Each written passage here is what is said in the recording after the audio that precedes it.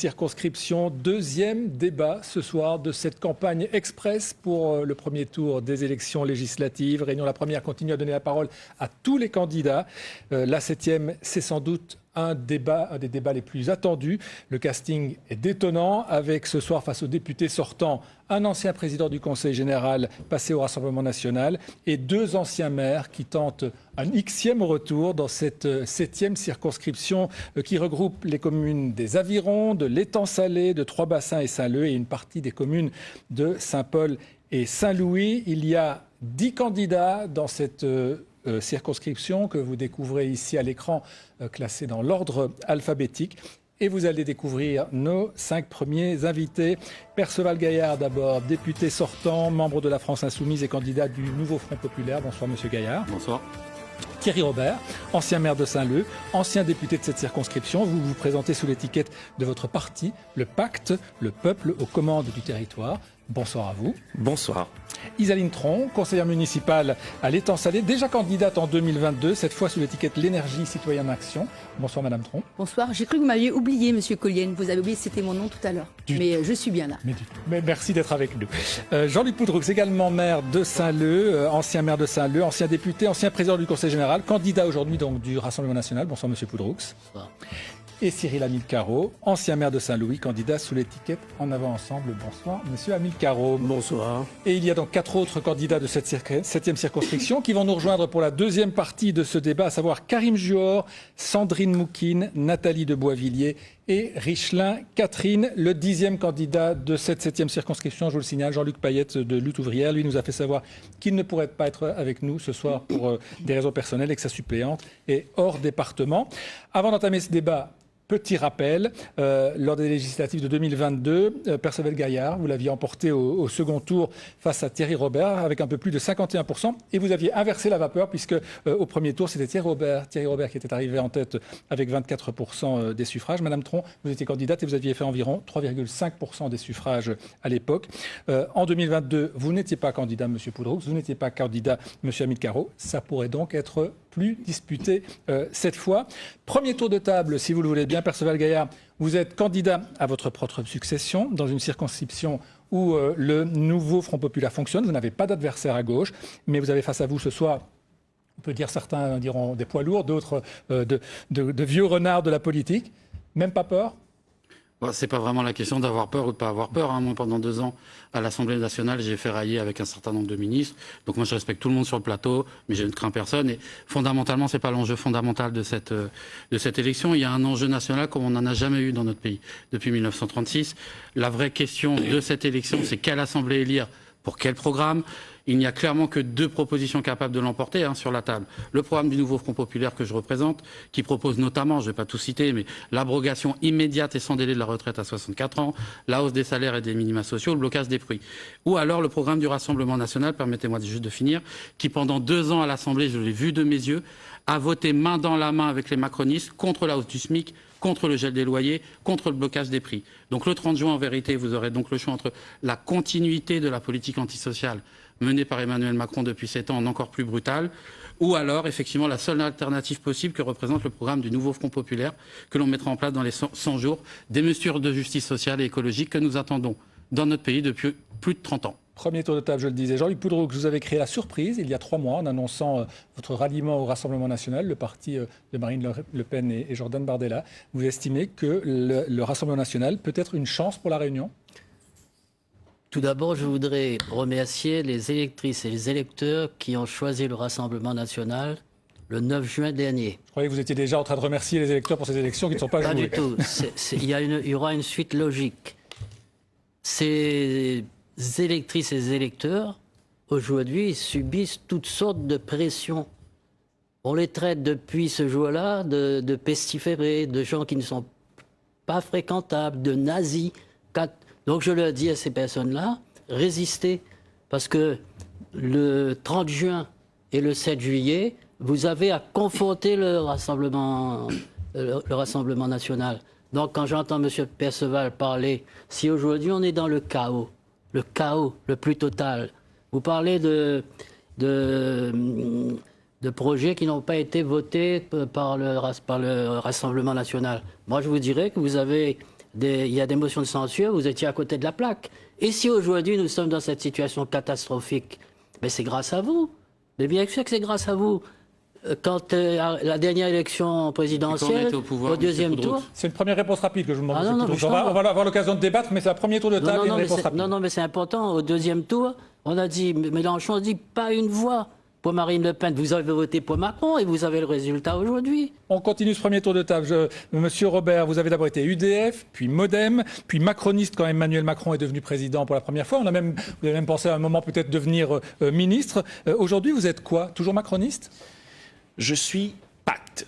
Le peuple aux commandes du territoire, mais je suis centriste. Je l'ai toujours été, je le suis et je le serai. Parce que, vous savez, en politique... Et plus macroniste? Vous savez, si j'étais macroniste, j'aurais jamais perdu mon mandat de député en 2017. Donc ça prouve bien que depuis fort longtemps, même au niveau national, on sait utiliser les gens quand on a besoin d'eux et quand on n'a plus besoin, on les jette. Ça a été mon cas. C'est pas grave parce que vous savez, j'ai toujours eu un franc-parler, j'ai toujours dit ce que je pensais. Et quand vous rentrez pas dans le moule, quand vous respectez pas les directives qui viennent de l'État de façon générale ou du gouvernement, vous avez une fin qui a été comme la mienne.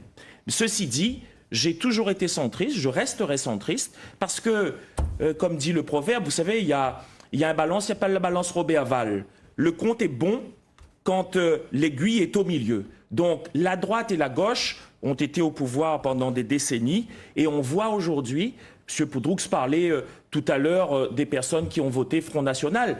Mais moi, je retiendrai... Rassemblement National. Rassemblement National, si vous voulez. C'est un peu la même chose, c'est totalement la même chose. Pas du tout. Ce que je veux vous dire, c'est qu'au final, les grands gagnants de cette élection européenne, ce n'est pas non plus le Rassemblement National, c'est l'abstention. 75% des Réunionnaises et des Réunionnais ne sont pas allés voter. On continue le premier tour de table. Cyril Hamilcarot, vous voulez être le rassembleur de la droite dans cette élection, mais sans avoir le soutien de grand monde, notamment des maires importants de votre circonscription, les maires de Saint-Louis, Saint-Leu et l'Étang-Salé. Vous avez comme slogan « En avant, ensemble », mais ensemble avec qui? Vous pouvez vraiment affirmer être le candidat de la droite dans cette circonscription? Vous savez, avant d'être candidat, d'abord bonsoir à tout le monde qui nous regarde. Avant d'être candidat, on consulte. Et quand on veut représenter son camp, il est important de consulter les gens de son camp. Et c'est ce que j'ai fait de l'Étang-Salé, puisque c'est Jean-Claude Lacouture qui représente la droite à l'Étang-Salé. C'est ce que j'ai fait aux Avirons, en consultant des élus à l'intérieur de la majorité municipale. C'est ce que j'ai fait à Trois-Bassins, où il y a des élus qui me soutiennent. C'est ce que j'ai fait à Saint-Paul, où j'ai la grande majorité des élus de l'opposition qui me soutiennent. À partir de là, oui, je veux représenter mon camp pour la bonne et simple raison que nous voulons représenter et présenter une alternative économique, notamment un libéralisme régulé, une alternative en termes de gouvernance, une alternative en termes d'identité culturelle et surtout une alternative en matière d'offres, d'amélioration du pouvoir d'achat. Alors oui, je représente mon camp. Alors pour terminer cette présentation, Isaline Tron, au milieu de tout ça, vous vous situez où? Écoutez, je pense que c'est moi qui vais porter la voix des citoyens ce soir, parce que vous avez tous des camps, vous avez tous des positions. Alors moi, j'ai une question que je vais vous poser, puisqu'on est là pour débattre, et qui est une question que tous les citoyens se posent. Comment osez-vous, entre deux repris de justice, vous présenter ce soir ici et demander la confiance des électeurs? Parce que tout le monde doit savoir que vous avez été condamné. Monsieur Thierry Robert, vous avez été condamné pour harcèlement sexuel et moral, rupture abusive du contrat de travail sur une assistante parlementaire quand vous étiez député. Ce n'est pas parce que vous étiez macroniste. Monsieur Thierry Robert, vous avez été également condamné pour différentes choses, notamment parce que vous ne savez pas faire une comptabilité, semble-t-il, à moins que vous trichiez pour vos entreprises. Et j'en passe. Et vous avez eu 3 ans d'inéligibilité. Monsieur Hamilcarot, vous êtes là aujourd'hui, mais quelle surprise! Septembre 2023, cour d'appel de La Réunion. Condamnation, bien sûr. Vous avez des grands avocats, vous savez faire, donc vous avez un pourvoi en cassation, j'imagine, pour être là aujourd'hui. 5 ans d'inéligibilité sur la tête, détournement de fonds publics, recel d'escroquerie, Et j'en passe. Et ça fait des années, ça fait au moins 10 ans, si je reprends la jurisprudence, ça fait au moins 10 ans qu'il y a ça. Alors aujourd'hui, la voix que je porte, c'est la voix des citoyens qu'on en ras-le-bol et qui voudraient qu'il y ait de la moralisation dans la vie politique. Madame Tron, on va essayer que ce débat porte effectivement Mais il va porter. sur les enjeux de ces élections. C'est un Mais enjeu. évidemment, Monsieur Robert et Monsieur Amine Caro vont pouvoir répondre brièvement, s'il vous plaît, à cette interpellation. Monsieur Robert. Je pense que Madame Tron, en fait, comme dit Proverbe créole, est un peu comme un Martin Tendre. Pourquoi? Parce qu'en 2022, elle tenait déjà les mêmes propos. Exactement les mêmes propos. En plus, ce soir, elle tient des propos complètement diffamatoires pour la simple et bonne raison. M. Poudroux dit non. Donc vous êtes. Vous Ah non, cautionnez. monsieur, ce n'est pas diffamatoire. Je vous donne les vous ai pas références des interrompu. arrêts. C'est pas En fait, Non, mais, je n'est le pas redis, diffamatoire. je le redis Madame Tron, une laissez fois parler pour Monsieur toutes. Robert, s'il vous plaît. J'étais jamais mise en examen. J'ai un casier judiciaire vierge. J'ai jamais été mise en garde à vue. Donc aujourd'hui, clairement, ce que vous dites est complètement diffamatoire. J'ai été démis de mes fonctions de député par le Conseil constitutionnel. C'était une décision purement politique, parce qu'effectivement, Oh, monsieur. j'étais quelqu'un qui Décision de gênait justice, totalement. ce n'est pas politique. La justice, S'il vous plaît. c'est la justice On du ne va peuple. pas faire le débat sur cette question. Monsieur Amine Caro, je vous propose de répondre à l'interpellation de Madame Tron. Ah oui, moi j'attends, j'ai une question en effet. J'attends la réponse. Je ne suis pas la seule d'ailleurs. Si je peux me permettre de répondre, les choses sont très claires. Si je suis là, c'est que la loi m'y autorise. La loi, oui. La loi. Maintenant, vous permettez que je termine? Pas de souci, monsieur Merci. Picaro. La chose qui est évoquée, vous savez, oui, j'ai fait des erreurs. J'ai payé. Autant d'erreurs. Je suis là. Madame Tron, vous n'avez pas été interrompu Oui, quand oui, non, vous mais vous je- êtes adressé à Monsieur Robert et à Monsieur Amine Caro. Vous savez, moi, je viens d'une famille très pauvre et donc j'ai appris d'abord la politesse. Ah, bien sûr. Et à partir du moment où je suis là, c'est que la loi me l'autorise, d'une part. D'autre part, est-ce que ce sont là des arguments pour une campagne législative? C'est ça qu'on propose? Je suis dans le programme de certains? La moralisation. La moralisation, madame, je suis chrétien. Et en tant que chrétien, je peux vous dire une chose, c'est que lorsque vous avez commis une erreur, à partir du moment où il existe le pardon et la rédemption, chaque citoyen a le droit d'être là où il doit être. Après, si elle y veut causer, cause à elle, mais moi, m'y répondre bien. La honte y prend S'il vous pas plaît, ses on œuvres, va, en tout on va cas. passer sur La honte y les prend autres pas ses sujets de ce débat. Il y a d'abord une question d'actualité sur laquelle je voudrais qu'on revienne brièvement. Jean-Luc Poudroux, en entendant hier Johnny Payette, secrétaire départemental du Rassemblement national, déclarer qu'il ne fallait plus parler de l'esclavage, dire que lui, en tout cas, ne fêtait pas le 20 décembre, franchement, vous n'êtes pas tombé de votre chaise et ne vous êtes pas dit, mais qu'est-ce qui m'a pris d'aller rallier le Rassemblement national? Je voudrais dire à toutes les Réunionnaises et à tous les Réunionnais que j'ai été maire pendant quelques années et qu'à chaque fois, le 20 décembre, la fête CAF, ben on faisait la fête. Ça, c'est un premier point. Deuxième, président du Conseil général, nous avons fêté le 150e anniversaire de l'abolition de l'esclavage. Avec faste. On était de partout. Monsieur Poudroux, là, on vous Oui. demande votre réaction sur la Ah déclaration non, de M. mais Payette. j'y arrive. Oui. J'y arrive. Ça, c'est pour vous dire que... Quand je dis tout ça, c'est pour dire que je ne comprends pas les mots qui ont été prononcés par Johnny, et il a dit il n'engage que lui-même. Mais moi, en tant que membre, et là je m'exprime en tant que Jean-Luc Poudroux, membre du Rassemblement national, ben moi je demande pardon aux Réunionnaises et aux Réunionnais pour ces mots vraiment déplacés. Le mot que je dis, c'est faible. Donc voilà, moi, humblement, ben je demande encore une fois pardon. Alors, en précisant que Johnny Payette a fait lui-même un communiqué cet après-midi dans lequel il dit qu'il regrette que ses propos aient été, je cite, mal interprétés ou aient causé de la peine. Alors, je vous demande aux uns et aux autres, on ne va pas en faire des minutes là-dessus. Est-ce que pour vous, l'incident est clos ou bien est-ce que ce qu'a dit le chef de file hier du Rassemblement national à La Réunion est grave et révèle le vrai visage du parti? Perceval Gaillard. On voit que, excusez-moi, on voit que M. Poudroux, visiblement, ne sait pas dans quel parti il a pris sa carte, puisque d'un côté, il ne sait pas ce que le Rassemblement national a voté pendant 2 ans à l'Assemblée, à chaque fois des mesures antisociales, et visiblement, il n'a pas compris la nature profondément raciste et xénophobe du Rassemblement national, qui a changé la peinture, mais qui dit toujours les mêmes choses. M. Johnny Payette a dit ce que pensent la plupart des cadres du Rassemblement national, et à l'Assemblée, dans l'hémicycle comme dans les couloirs de l'hémicycle. J'ai entendu pendant 2 ans les députés du Rassemblement national dire des horreurs. Donc je m'exprime là devant l'ensemble de la population. Ne croyez pas que le Rassemblement national a changé. C'est le Front national qui a été fondé par des Waffen-SS. Voilà la réalité. Thierry Robert, sur cette question. Écoutez, je crois que tout le monde a assez dit. Moi, je préfère qu'on parle du programme. C'est quelque chose qui est beaucoup plus intéressant. Alors- Cyril Hamilcarot, vous avez été choqué et vous considérez quand même que l'incident est grave? Il a fait une boulette politique, historique, sociologique. Pour moi, c'est clos. Il ne le recommencera plus, je l'espère. Isaline Tron. Ben, c'est quand même assez surprenant de voir qu'un homme politique fasse autant d'erreurs. D'ailleurs, M. Hamilcarot parle d'erreurs. Quand il y a une accumulation d'erreurs, ce ne sont plus des erreurs. Ça traduit la nature profonde de la personne. Excusez-moi, Monsieur par rapport aux mots qui ont été prononcés par M. Perceval sur le Rassemblement national, vous n'avez vraiment pas de je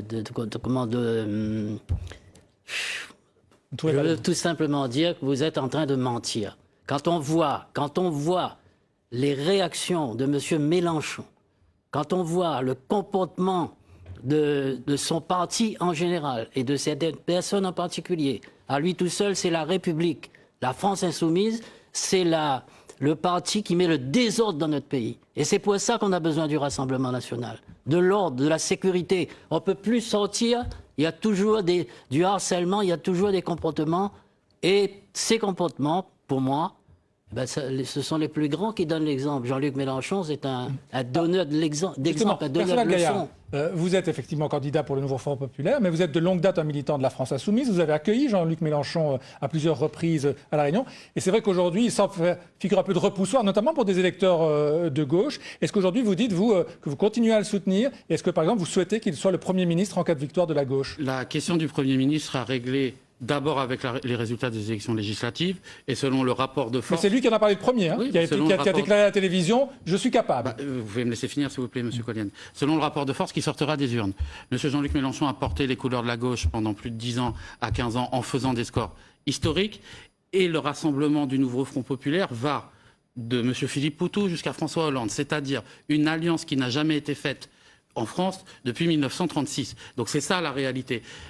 Pendant 10 ans, on nous a expliqué que on personnalisait trop parce qu'on mettait tout le temps Jean-Luc Mélenchon, on parlait de Jean-Luc Mélenchon, on mettait Jean-Luc Mélenchon sur nos affiches. Maintenant, on nous demande qui va être Premier ministre parce que justement, on a une démarche collective qui laisse de côté les questions d'ego et qui met au cœur du projet le programme politique pour gouverner la France.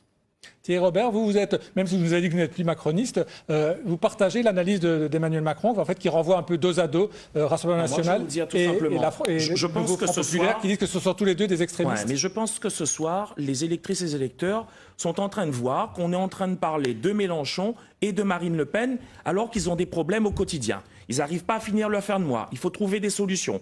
Ils n'ont pas de logement pour se loger, ou les prix augmentent. Ils n'arrivent pas à avoir la sécurité quand ils sortent de chez eux. Les entreprises sont en train de mettre la clé sous la porte et le chômage est en train d'augmenter. Enfin, on ne respecte pas nos traditions, notre culture, notre patrimoine. Et puis là, je vois qu'il y a un débat qui se focalise entre la France insoumise et le Rassemblement national. Les Réunionnaises et les Réunionnais s'en foutent royalement de cela. Il faut le dire clairement.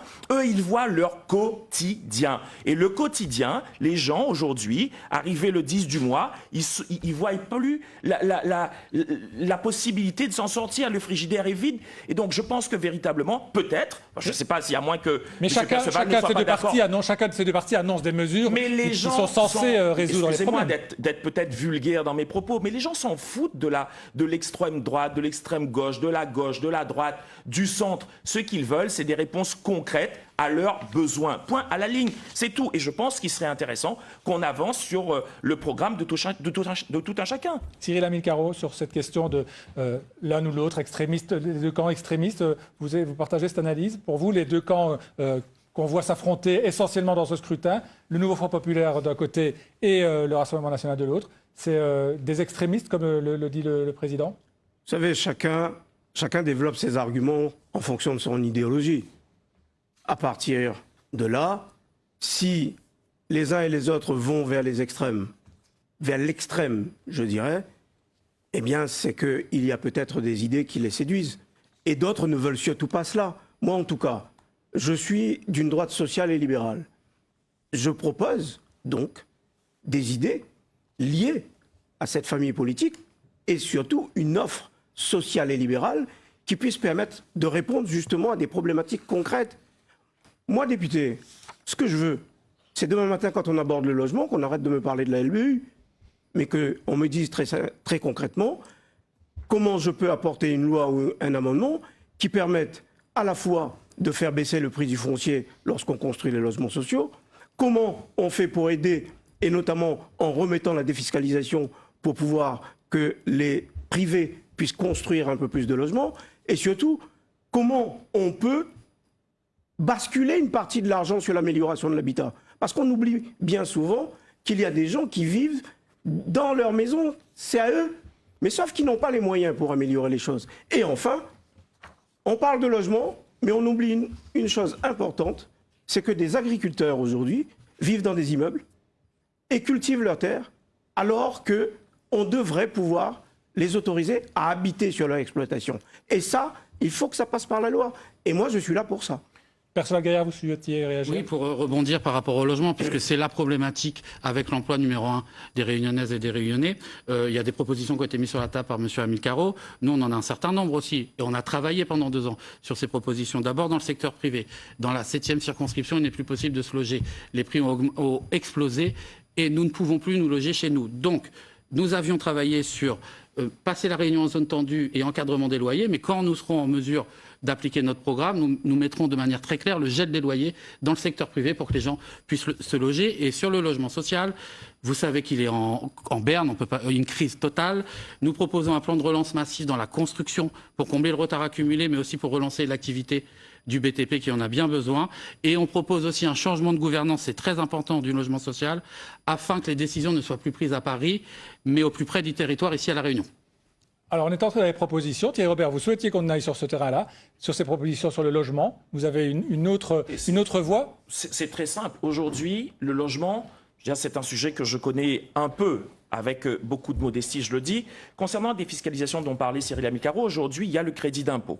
Aujourd'hui, quelqu'un qui construit, c'est moins 30% qui lui est remboursé par l'État, par les impôts. Donc, c'est quelque chose qui, aujourd'hui, au moment où on parle, existe. Par contre, là où il y a, par contre, là où il y a problème, c'est concernant, par exemple, la LODEOM.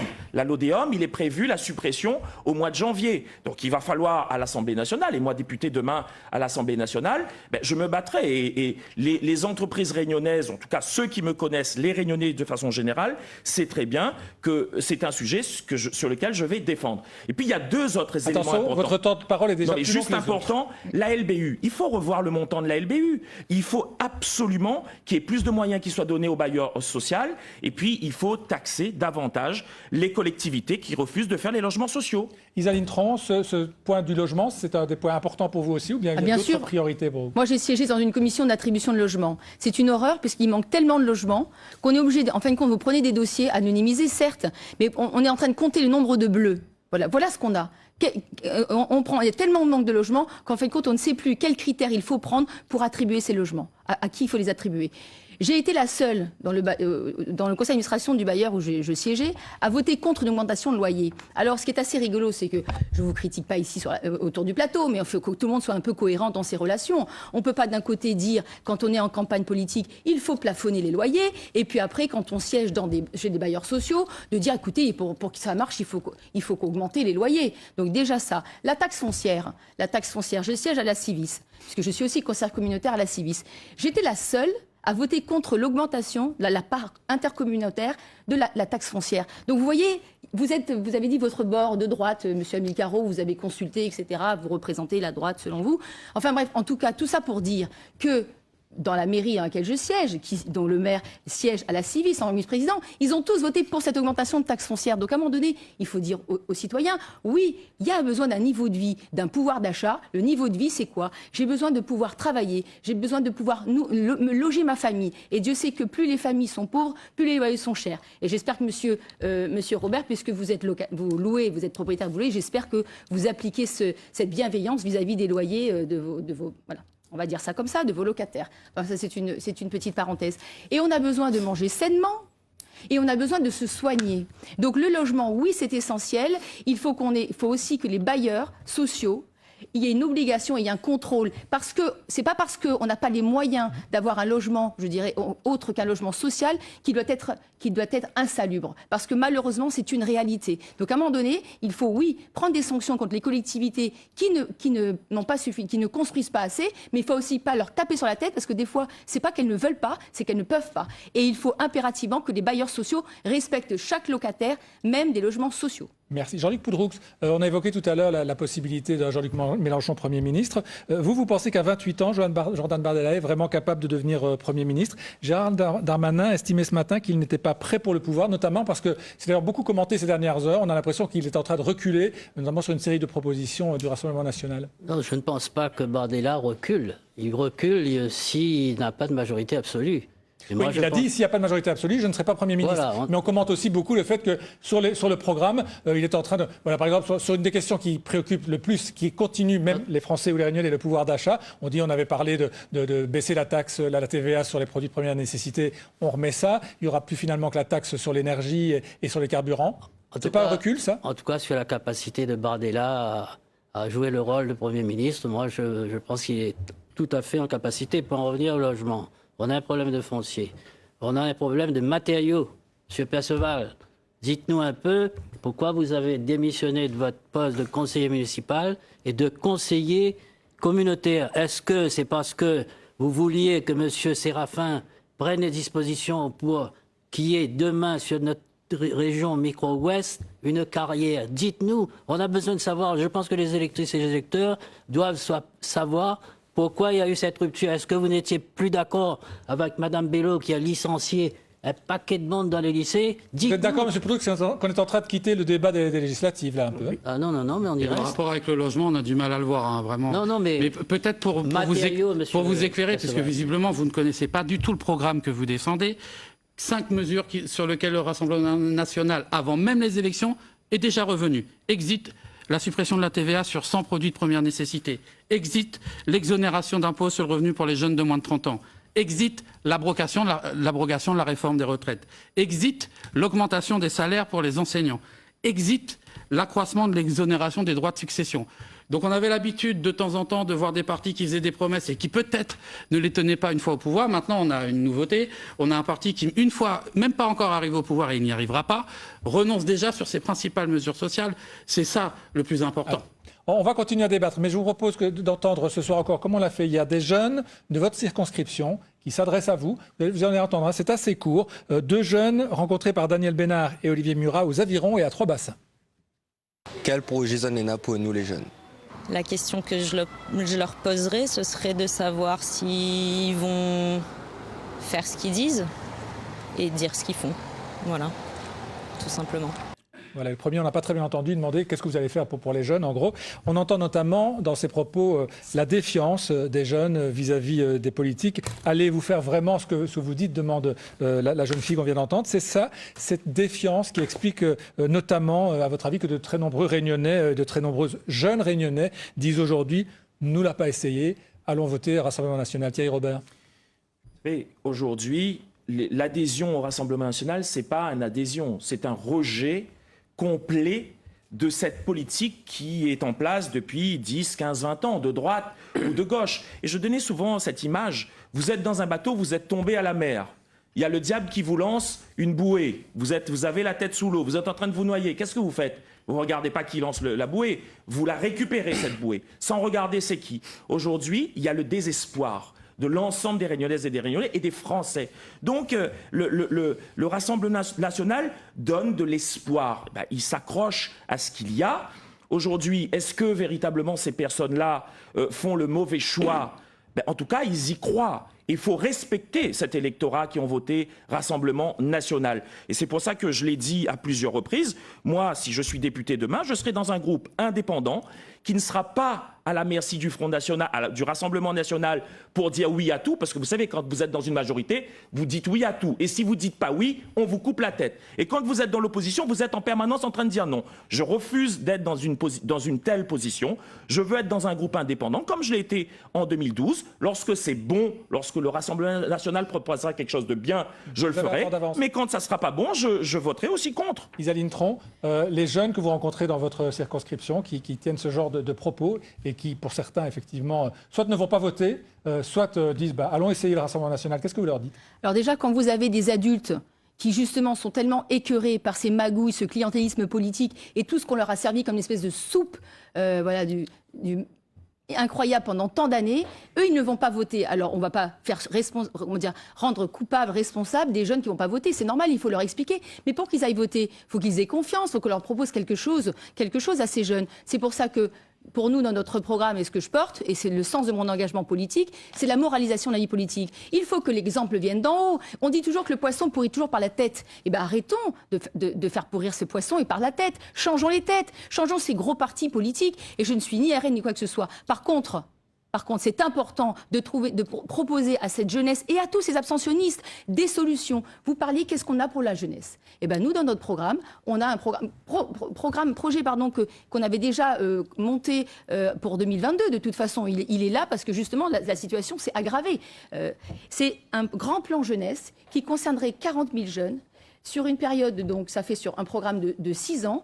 La première année, ils sont formés, tout ça sur des métiers qui sont de la transition économique, écologique, sociale, des métiers à la personne. Tous ces métiers qui sont de l'avenir, dont on a besoin, c'est pas pour faire semblant, c'est pas pour faire des perfusions au RSA. Pendant 1 an, ils sont formés au SMIC. La deuxième année, ils travaillent et ensuite, on leur permet par une simplification des procédures administratives de pouvoir monter les micro-entreprises. Parce qu'aujourd'hui, un jeune qui veut travailler, qui veut monter sa micro-entreprise, mais c'est le parcours du combattant. Et je mets tout le monde ici. On fait une compétition de savoir en combien de temps on est capable de trouver les différentes informations pour monter une petite entreprise quand on est à notre âge, avec les positions qu'on a, avec l'expérience qu'on a. Et bien, imaginez un jeune, c'est juste impossible. Donc oui, la jeunesse, c'est notre avenir, mais nous, on doit prendre les responsabilités maintenant. C'est Lamine Caro. 70% d'abstention en 2022 dans votre circonscription. On est à peu près encore plus aux européennes sur l'ensemble de la Réunion. Qu'est-ce que vous dites aux jeunes qui ne votent pas ou qui sont tentés par le vote Rassemblement national? Je ne sais pas s'ils sont tentés. Ce que je peux dire, moi j'ai rencontré des jeunes lundi soir, dans un quartier très très très compliqué. Et l'échange que nous avons eu était un échange franc, direct. Et ce que je leur ai dit est très simple. C'est que nous pouvons être des gens très créatifs. Il y a des jeunes créatifs. Il y a des jeunes qui ont envie de travailler. Il y a des jeunes qui ont envie d'aller de l'avant. Et bien sûr, il faut, à un moment donné, déréglementer certains métiers. Quand vous voyez qu'il y a un jeune qui sait faire quelque chose, allez, il sait monter et démonter une moto, mais il fait ça par passion, sauf qu'à un moment donné, lorsqu'il veut passer le cap de transformer cela en son métier, il y a justement des réglementations qui freinent et qui empêchent. Vous avez créé votre entreprise, avant même que l'argent rentre, vous avez des recettes au niveau fiscal, enfin social, qui commencent à arriver. Donc il y a là aujourd'hui, la jeunesse réunionnaise n'est pas une jeunesse fainéante. C'est une jeunesse qui peut être fière d'elle-même et qu'on arrête de leur tenir des discours qui sont juste pour les culpabiliser. Eh bien non. Je suis là en tant que citoyen qui veut avoir un mandat de député pour pouvoir justement les amener à plus, à mieux. Il faut aller plus loin que ce qu'on est capable de faire. Et il y a des tas de petits métiers. Et quand on dit petits métiers, ça ne veut pas dire des sots métiers. À partir du moment où un moun, il mange avec le travail que l'il fait, eh bien, c'est quelqu'un qui est digne. Voilà ce qu'on nous a appris dans nos quartiers populaires. Voilà ce qu'on nous a appris aussi dans les formations que l'on a suivies. Donc, il faut donner à cette jeunesse non pas seulement une orientation, mais il faut leur donner la possibilité eux-mêmes de s'affirmer. Perceval Gaillard, c'est sur la jeunesse que vous comptez pour faire gagner le Front populaire vis-à-vis des élus qui est ancienne, très structurelle, et qui est, on a 2 exemples là devant nous aujourd'hui, qui est le fait de vieilles pratiques politiques. Quand un ancien député comme M. Poudroux gagne le mandat et que l'on ne le voit plus du tout, ni en circonscription, ni à Paris pendant 4 ans, oui, ça crée de la défiance. Quand un ancien député comme M. Thierry Robert se présente à la candidature de la députation en étant déjà candidat, Et en l'ayant annoncé au municipal de 2026, ça crée de la distance avec la population.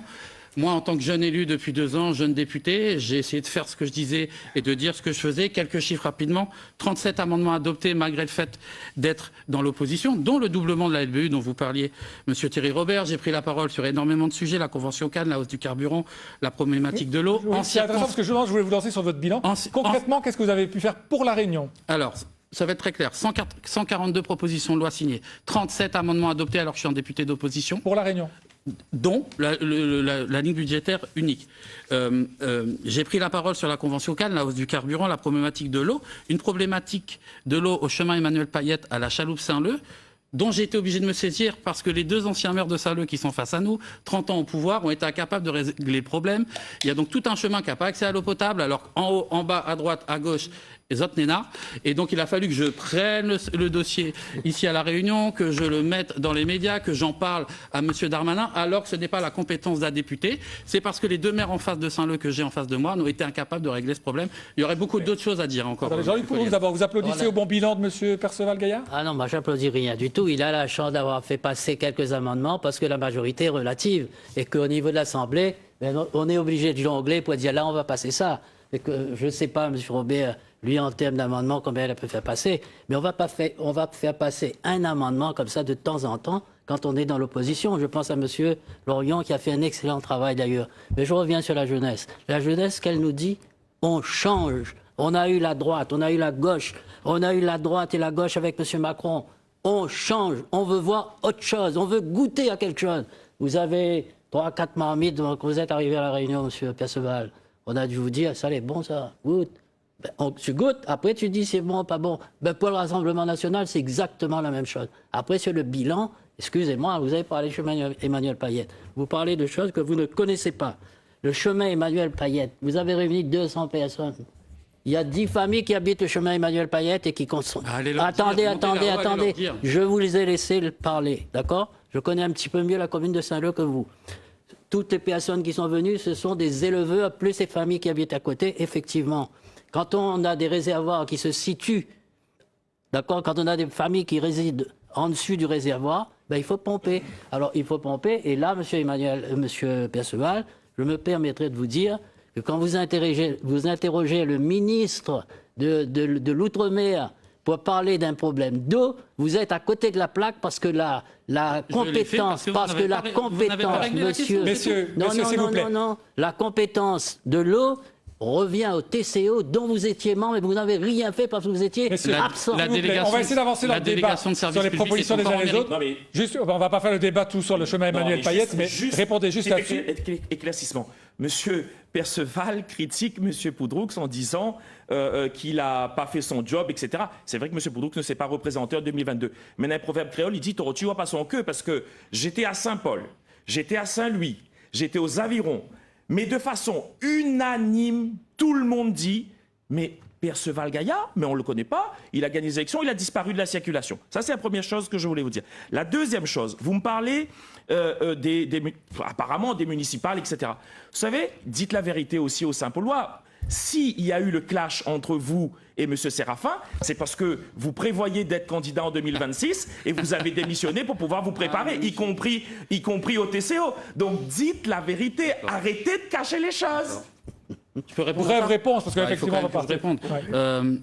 À l'heure où je me présente devant vous, je ne suis plus ni conseiller municipal, ni conseiller communautaire, ni député.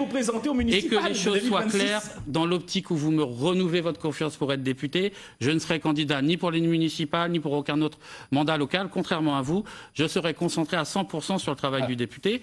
Mais pour mettre les choses carte sur table, à Saint-Paul, en tant que conseiller municipal, nous avons eu un certain nombre de divergences, d'incompréhension, d'incapacité à travailler en commun, qui ont amené à la démission. Mais de manière tout aussi claire, je le dis devant les Saint-Paulois notamment, mais pas uniquement, nous n'avons pas de différence sur les grands enjeux nationaux qui nous occupent dans cette élection. À l'Assemblée, avec les députés du groupe GDR, on a voté la même chose, on porte le même programme, donc nous n'allons pas inventer de division là où il n'y en a pas. C'est de notre responsabilité d'avoir été capable de dépasser les querelles pour l'intérêt général et pour l'intérêt supérieur de la Réunion. S'il vous plaît, à tous les 5, un petit point d'étape. Vous avez un temps de parole qui est relativement équivalent à 1 minute près, une amplitude d'1 minute, un peu plus de temps de parole déjà pris par monsieur Thierry Robert, un peu moins pour madame Tron. On est d'accord, je la récupère. Ne vous inquiétez surtout pas. Alors, on sait que dans un débat comme celui-là, on n'a pas le temps de détailler l'ensemble du programme. On vous a proposé chacun de préparer 1 minute sur une mesure qui vous tient particulièrement à cœur, soit dans votre programme personnel, soit dans celui du parti que vous représentez. Madame Tron, c'est votre tour pour votre minute de présentation d'une mesure qui vous tient à cœur. Qui me tient à cœur. Qui nous tient à cœur en tant que Vous avez déjà parlé du citoyen. logement tout à l'heure. Mais... Oui, bien sûr. Le sens premier, le sens fort de mon engagement politique, c'est pour porter la voix des citoyens, pour vous dire haut et fort ce que... Quand on était jeune, avant d'avoir 50 ans, j'en ai eu 20, j'en ai eu 30, j'en ai eu 40, maintenant j'en ai 50. Alors je ne fais pas partie de cette jeunesse, ça dépend si on compare avec qui, mais la problématique est la même. Les abstentionnistes, la jeunesse, etc., ce qu'on vous dit, c'est ça suffit, ras-le-bol. Il faut que notre pays, notre République, notre démocratie retrouve cette moralisation, ou une moralisation politique et publique. Vous dites que tout à l'heure, vous avez présenté, j'ai plaisanté en me disant, Monsieur Collier, vous m'avez oublié, vous avez parlé que des grands cadors. Je sais, Monsieur Collier, je vous en veux un petit peu. Mais toujours est-il, c'est que, n'empêche que c'est ça. Vous reprenez, on dit que les citoyens, la jeunesse vous dit, on ne veut plus ce système-là, on ne veut plus cette société, on veut reconstruire une nouvelle société. Et à chaque fois, vous nous ramenez à l'ancien système, au gros parti. Monsieur Poudroux, j'ai travaillé à l'époque au département, vous étiez président. Vous m'avez dit vous-même, quand je venais vous voir à la coopération régionale, Madame Tron, m'y connaît pas trop cela, vous connaissez mieux que moi, même pas ça, le truc de droit, etc. Vous l'aviez dit, mais vous étiez très agréable, monsieur Poudroux, mais vous n'étiez pas à l'aise avec le droit. Alors excusez-moi, mais maintenant que vous changez de parti, vous vous retrouvez maintenant au RN, avant vous étiez à d'autres partis également. Comment voulez-vous qu'on vous prenne au sérieux? Comment voulez-vous qu'il y ait de la moralisation? Comment voulez-vous qu'il y ait un changement de système? Si on reprend les mêmes méthodes, on change juste l'étiquette, et puis on va dire aux gens, écoutez, croyez-moi, je suis nouveau. Je suis nouveau. Eh bien non, la moralisation de la vie politique est importante. Si je suis député demain, et je demande à tous les citoyens et citoyennes de me donner cette possibilité, ma première proposition de loi que j'écrirai moi-même, ce sera la moralisation des politiques, à interdiction des élus qui ont été condamnés dans le cadre de leur mandat de se représenter à une quelconque élection. Jean-Luc Poudroux, brève réponse. Donc je peux me présenter, parce que je n'ai jamais été condamné dans les mandats. Merci Madame Tron d'avoir dit cela. Je ne fais pas des traitements différenciés, Monsieur Robert. Non, mais merci beaucoup, parce que vous vous êtes contredit vous-même. Ah non, je me contredis pas. Je pensais que M. Poudroux voulait réagir, mais autrement, on passe tout de suite à la proposition de M. Amine Caro. Écoutez, lorsqu'on veut être député, c'est pour changer des lois. Et changer des lois, c'est pour fixer des cadres qui permettent à chacun de pouvoir évoluer. Je donne 2 exemples précis. Le premier exemple, vous savez, aujourd'hui, où vous allez payer vos impôts, on vous dit que vous ne pouvez pas dépasser 300 € en liquide. Vous allez acheter quelque chose dans un magasin, ou même, qu'importe le produit, on vous dit que vous ne pouvez pas dépasser 1 000 € en liquide. Par contre, ce qu'il vous est interdit de faire, ce qu'il nous est interdit de faire à La Réunion, vous pouvez le faire ailleurs. C'est-à-dire que vous pouvez prendre l'avion avec 10 000 € dans votre poche et la douane vous laisse passer. Donc vous pouvez aller utiliser cet argent pour créer de la richesse dans un pays extérieur et vous ne pouvez pas le faire à La Réunion. Alors qu'il faut bien sûr libéraliser la circulation d'argent liquide, non pas en n'imposant pas cet argent, mais en permettant d'élever la croissance. C'est ce que font beaucoup de pays, et notamment Maurice, qui connaît une croissance toujours à 2 chiffres. Deuxième petite chose, les billets d'avion. Comment voulez-vous que le pays se développe quand vous avez un billet d'avion, et là je prends par exemple l'exemple mahorais. Vous avez un billet d'avion aujourd'hui entre La Réunion et Mayotte qui est l'équivalent d'un billet d'avion Réunion-Paris.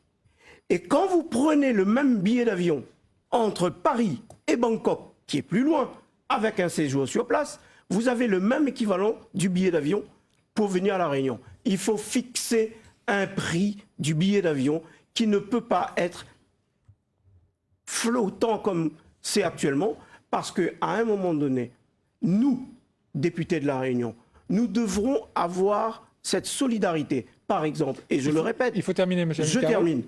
Il faut avoir cette solidarité avec certains pays de la zone dans le cadre de la coopération régionale. Mais il faut aussi Très et rapidement, surtout s'il vous plaît. aider Très Mayotte. rapidement.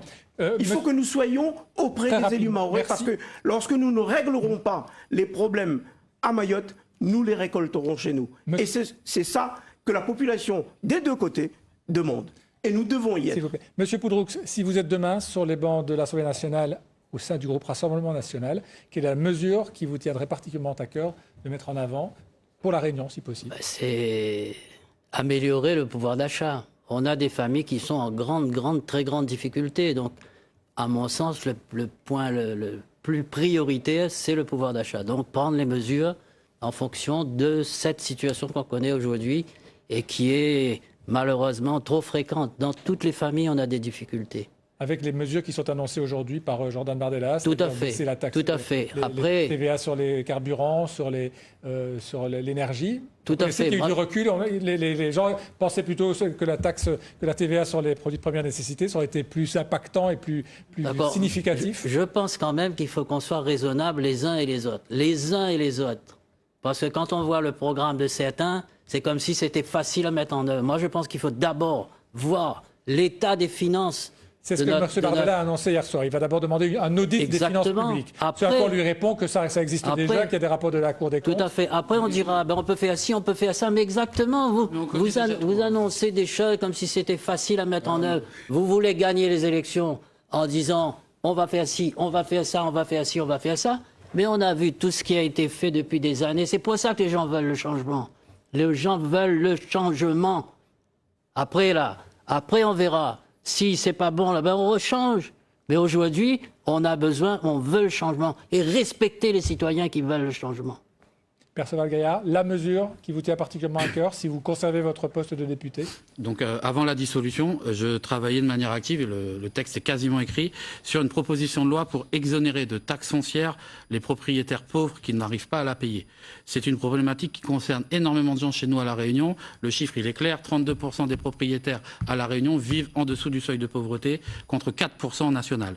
Je m'engage donc à déposer dès la reprise des travaux, car je le redis, le texte est quasiment prêt, pour faire en sorte que les propriétaires qui ne sont pas en mesure de payer la taxe foncière en soient exonérés. C'est une mesure de justice sociale qui correspond à notre réalité réunionnaise et, pour répondre à M. Poudroux, qui sera peu coûteuse à l'échelle du budget de la France. Tout à l'heure, je reviendrai sur le chiffrage de notre programme.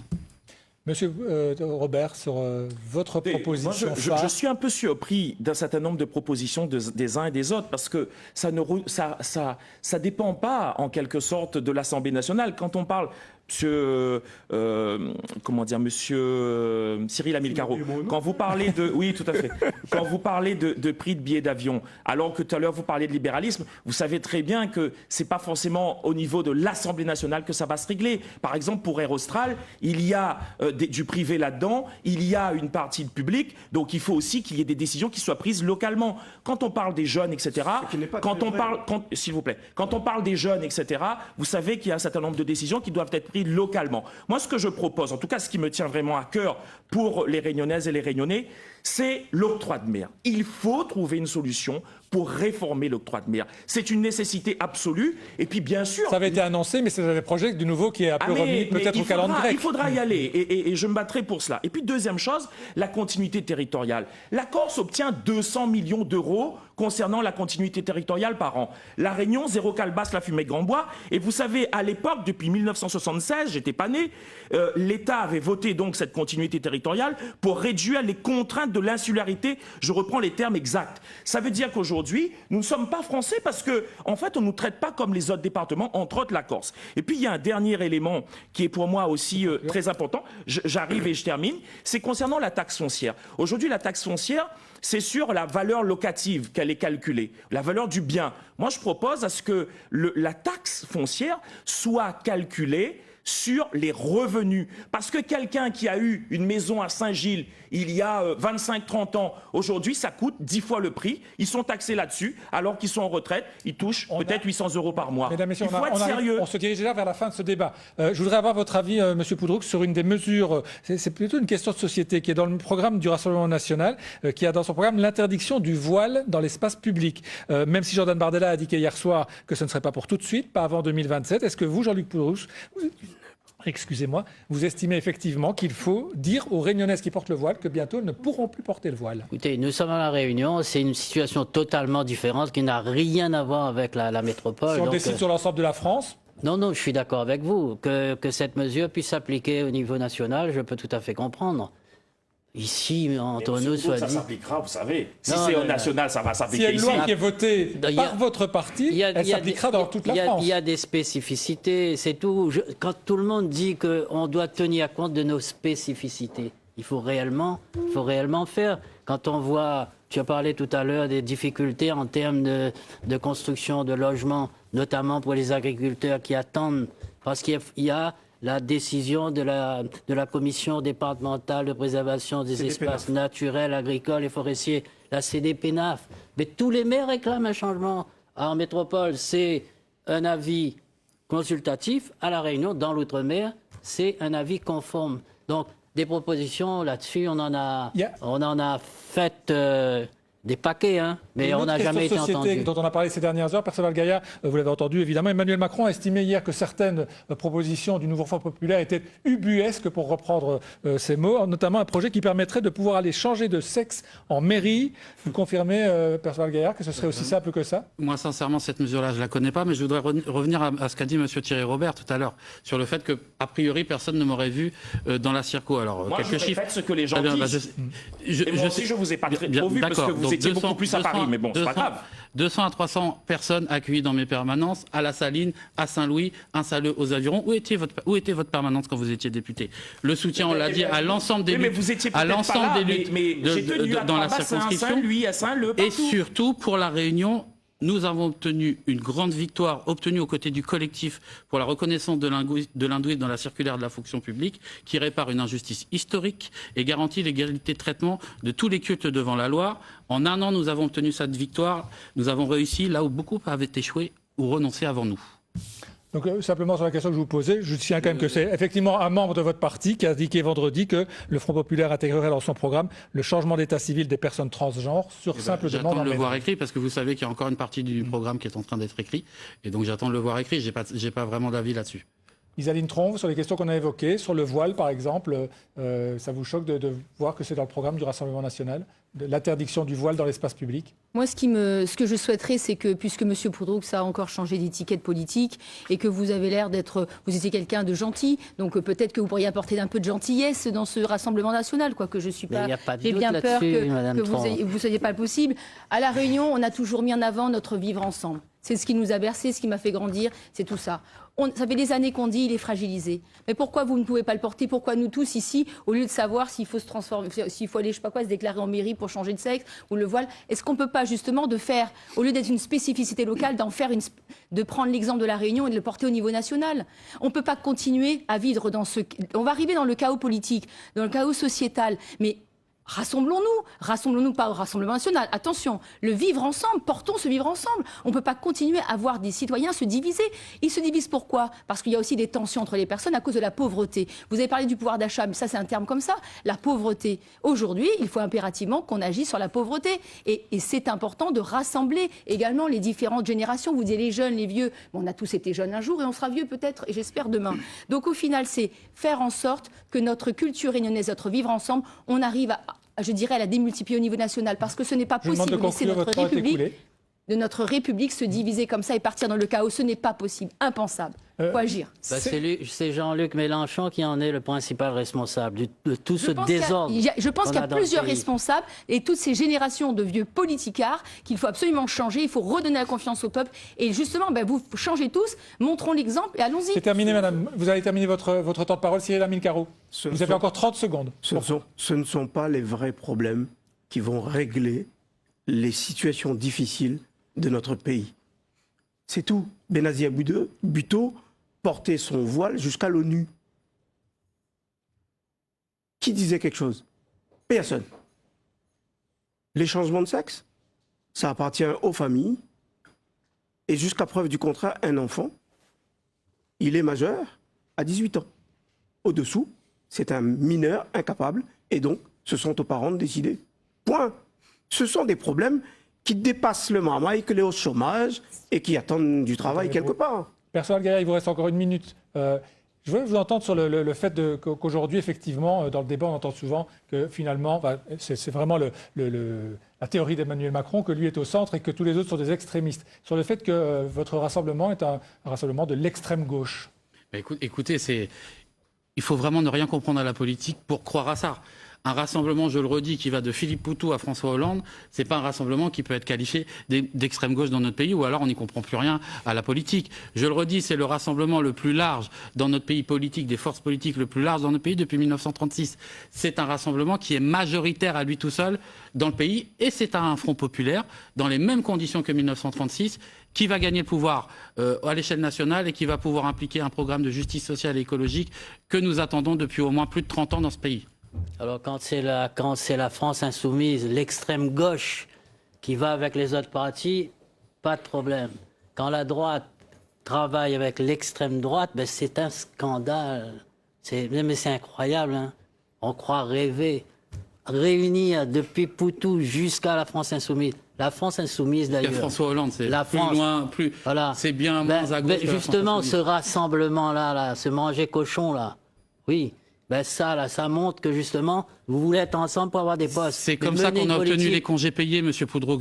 Si vous avez des congés payés, celles et ceux qui nous regardent, c'est dans les conditions du Front populaire avec des gens qui peut-être ne s'aimaient pas, mais qui ont été capables de gouverner la France. C'est terminé, mesdames, messieurs. Justement, mais avec le résultat que l'on connaît aujourd'hui et qui crée le chaos. Effectivement. Je pense qu'on est tous très contents d'avoir des congés payés. On arrive au terme de ce débat. Vous allez chacun pouvoir vous exprimer, vous adresser aux électeurs. Vous savez que c'est la tradition à la fin d'un débat. Votre minute de conclusion dans un ordre qui a été tiré au sort. Vous allez pouvoir vous adresser directement en regardant la caméra aux électeurs. Je vous rappelle que cette minute de conclusion sera retrouvée sur le site internet de Réunion la Première, sur la carte interactive de votre circonscription.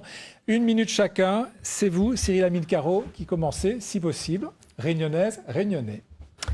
Réunionnaise, Réunionnais. Je n'ai jamais été député. Donc, je n'ai pas de bilan. J'ai un projet. Je suis un militant combatif. Je suis un créole réunionnais qui s'affirme d'être de la droite sociale et libérale. Et je veux être député parce que j'estime qu'il faut une voix forte au sein de l'Assemblée, parce qu'il va y avoir des lois, d'un côté comme de l'autre, qui va porter atteinte parfois à notre identité réunionnaise, à notre culture métisse, à notre économie, qui est déjà assez fragile, plus 58% d'entreprises qui sont en redressement judiciaire et en liquidation. Donc, j'ai exercé beaucoup de mandats locaux. Je veux aujourd'hui rendre à la Réunion ce qu'elle m'a donné. Donc, je veux exercer des responsabilités au sein de la République. Merci, monsieur. Et je vous remercie de me donner cette possibilité. Thierry Robert, c'est à vous, Réunionnaise, Réunionnais. Réunionnaise, Réunionnais, chers amis, le vote, il est libre, il est secret. Donc vous avez le droit de choisir qui vous voulez parmi les 4 autres candidats. Mais vous savez une chose, vous me connaissez suffisamment sérieux, mon honnêteté, ma franchise. Alors c'est vrai que des fois, m'y crie un peu plus fort, mais il faut porter la voix des Réunionnaises et des Réunionnais à l'Assemblée nationale. J'ai été élu 2 fois sur cette circonscription, en 2012, en 2017. Je connais l'Assemblée nationale, je connais vos problèmes quotidiens. Ce que je veux, c'est travailler pour vous, avec vous. C'est pour cela que le pouvoir d'achat, le logement, l'économie est quelque chose d'essentiel. Mais je ne veux pas travailler pour un camp. Je refuse de travailler pour un camp. Je veux rassembler l'ensemble de la population de la 7e circonscription pour que nous puissions avancer ensemble, combattre à l'Assemblée nationale, porter votre voix et réussir un changement qui ne soit pas dans les extrêmes, mais un changement qui soit efficace, un changement qui soit du bon sens, un changement qui soit équilibré. Merci, monsieur Robert. Jean-Luc Poudroux, c'est à votre tour. Chère Réunionnaise, chers Réunionnais, nous arrivons au terme de ce débat. Vous l'avez constaté, il y a le camp de ceux qui veulent la continuité, désastreuse, et puis il y a le camp de l'Union nationale, avec des propositions sur le pouvoir d'achat, sur la politique migratoire, sur l'ordre dans notre pays. Et aujourd'hui, vous me connaissez. Vous savez que j'ai une expérience. J'ai été maire, j'ai été président du département avec une grosse réalisation pour l'Ouest, au niveau du basculement de l'Odesse en Ouest. Je suis retraité, donc j'ai du temps, je suis disponible, j'ai un peu d'expérience, comme je le disais tout à l'heure, et j'ai besoin de vous. J'ai besoin de vous pour défendre l'amendement Virapoulet qui est menacé par je dirais par LFI, par Bello, par tous ceux qui veulent qu'il y ait une évolution institutionnelle. Donc je défendrai cet amendement. Je défendrai aussi, je lutterai pour qu'il n'y ait pas cette carrière de bois blanc, et je lutterai pour la CDPNAF. Merci Monsieur Poudroux. Isaline Tron, votre conclusion. Réunionnaises, Réunionnais, disons stop aux candidats repris de justice. Disons stop aux candidats pantins choisis par le système qui asphyxie depuis trop longtemps notre société. La Réunion, les Réunionnais, méritent d'être représentés par des députés honnêtes, compétents, courageux, sachant défendre les enjeux et comprendre les textes de loi qui leur sont soumis à l'Assemblée. Voici venu le temps où notre ras-le-bol doit se transformer en force d'action positive pour reconstruire, pour les Réunionnais et par les citoyens, la société respectueuse, juste et équitable que nous souhaitons. Arrêtons de subir, passons à l'action en mobilisant notre énergie citoyenne. Je vous propose aujourd'hui ma candidature, celle d'une femme honnête, juriste, engagée depuis de nombreuses années sur le plan associatif et syndical dans la défense des droits des Réunionnais et élue de proximité depuis 4 ans. Soyez assurés que je suis déterminée à défendre les enjeux réunionnais et les besoins des familles pour reconstruire une société où la corruption, les magouilles, le clientélisme politique n'ont pas leur place. Faisons vivre la Réunion et entendre enfin nos voix réunionnaises à l'Assemblée nationale. Ensemble, nous les capables. Merci Madame Tron. Et le tirage au sort a donc déterminé que c'est Perceval Gaillard qui sera le dernier à présenter sa minute de conclusion. Réunionnaise, Réunionnais. Réunionnaise, Réunionnais. Le 30 juin, vous avez l'occasion d'en finir définitivement avec les politiques injustes menées par Emmanuel Macron, votées main dans la main avec le Rassemblement national depuis 2 ans à l'Assemblée. Le 30 juin, c'est le destin de la France, c'est le destin de la Réunion qui se joue. Vous avez exprimé votre colère à l'occasion des européennes. Vous pourrez vous exprimer sur les enjeux municipaux en 2026. Le 30 juin, c'est un vote qui engage l'avenir de la nation et de notre île. Alors votez massivement pour le seul programme capable de gouverner qui propose une alternative, le programme du nouveau Front populaire.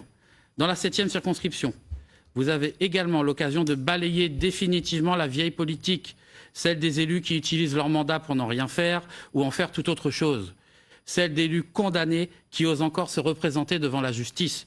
Alors le 30 juin, votez Perceval Gaillard et Geneviève Payette, c'est voter pour un député travailleur et intègre, un député qui porte le seul programme capable de répondre aux grands défis réunionnais, le programme du nouveau Front populaire. Je vous remercie. Merci à tous les 5. Merci Madame, merci Messieurs d'avoir participé à ce débat. Je vais vous inviter à quitter le plateau puisque dans un instant, la deuxième partie de ce débat de la 7e circonscription va commencer avec encore 4 candidats qui vont nous rejoindre à l'instant.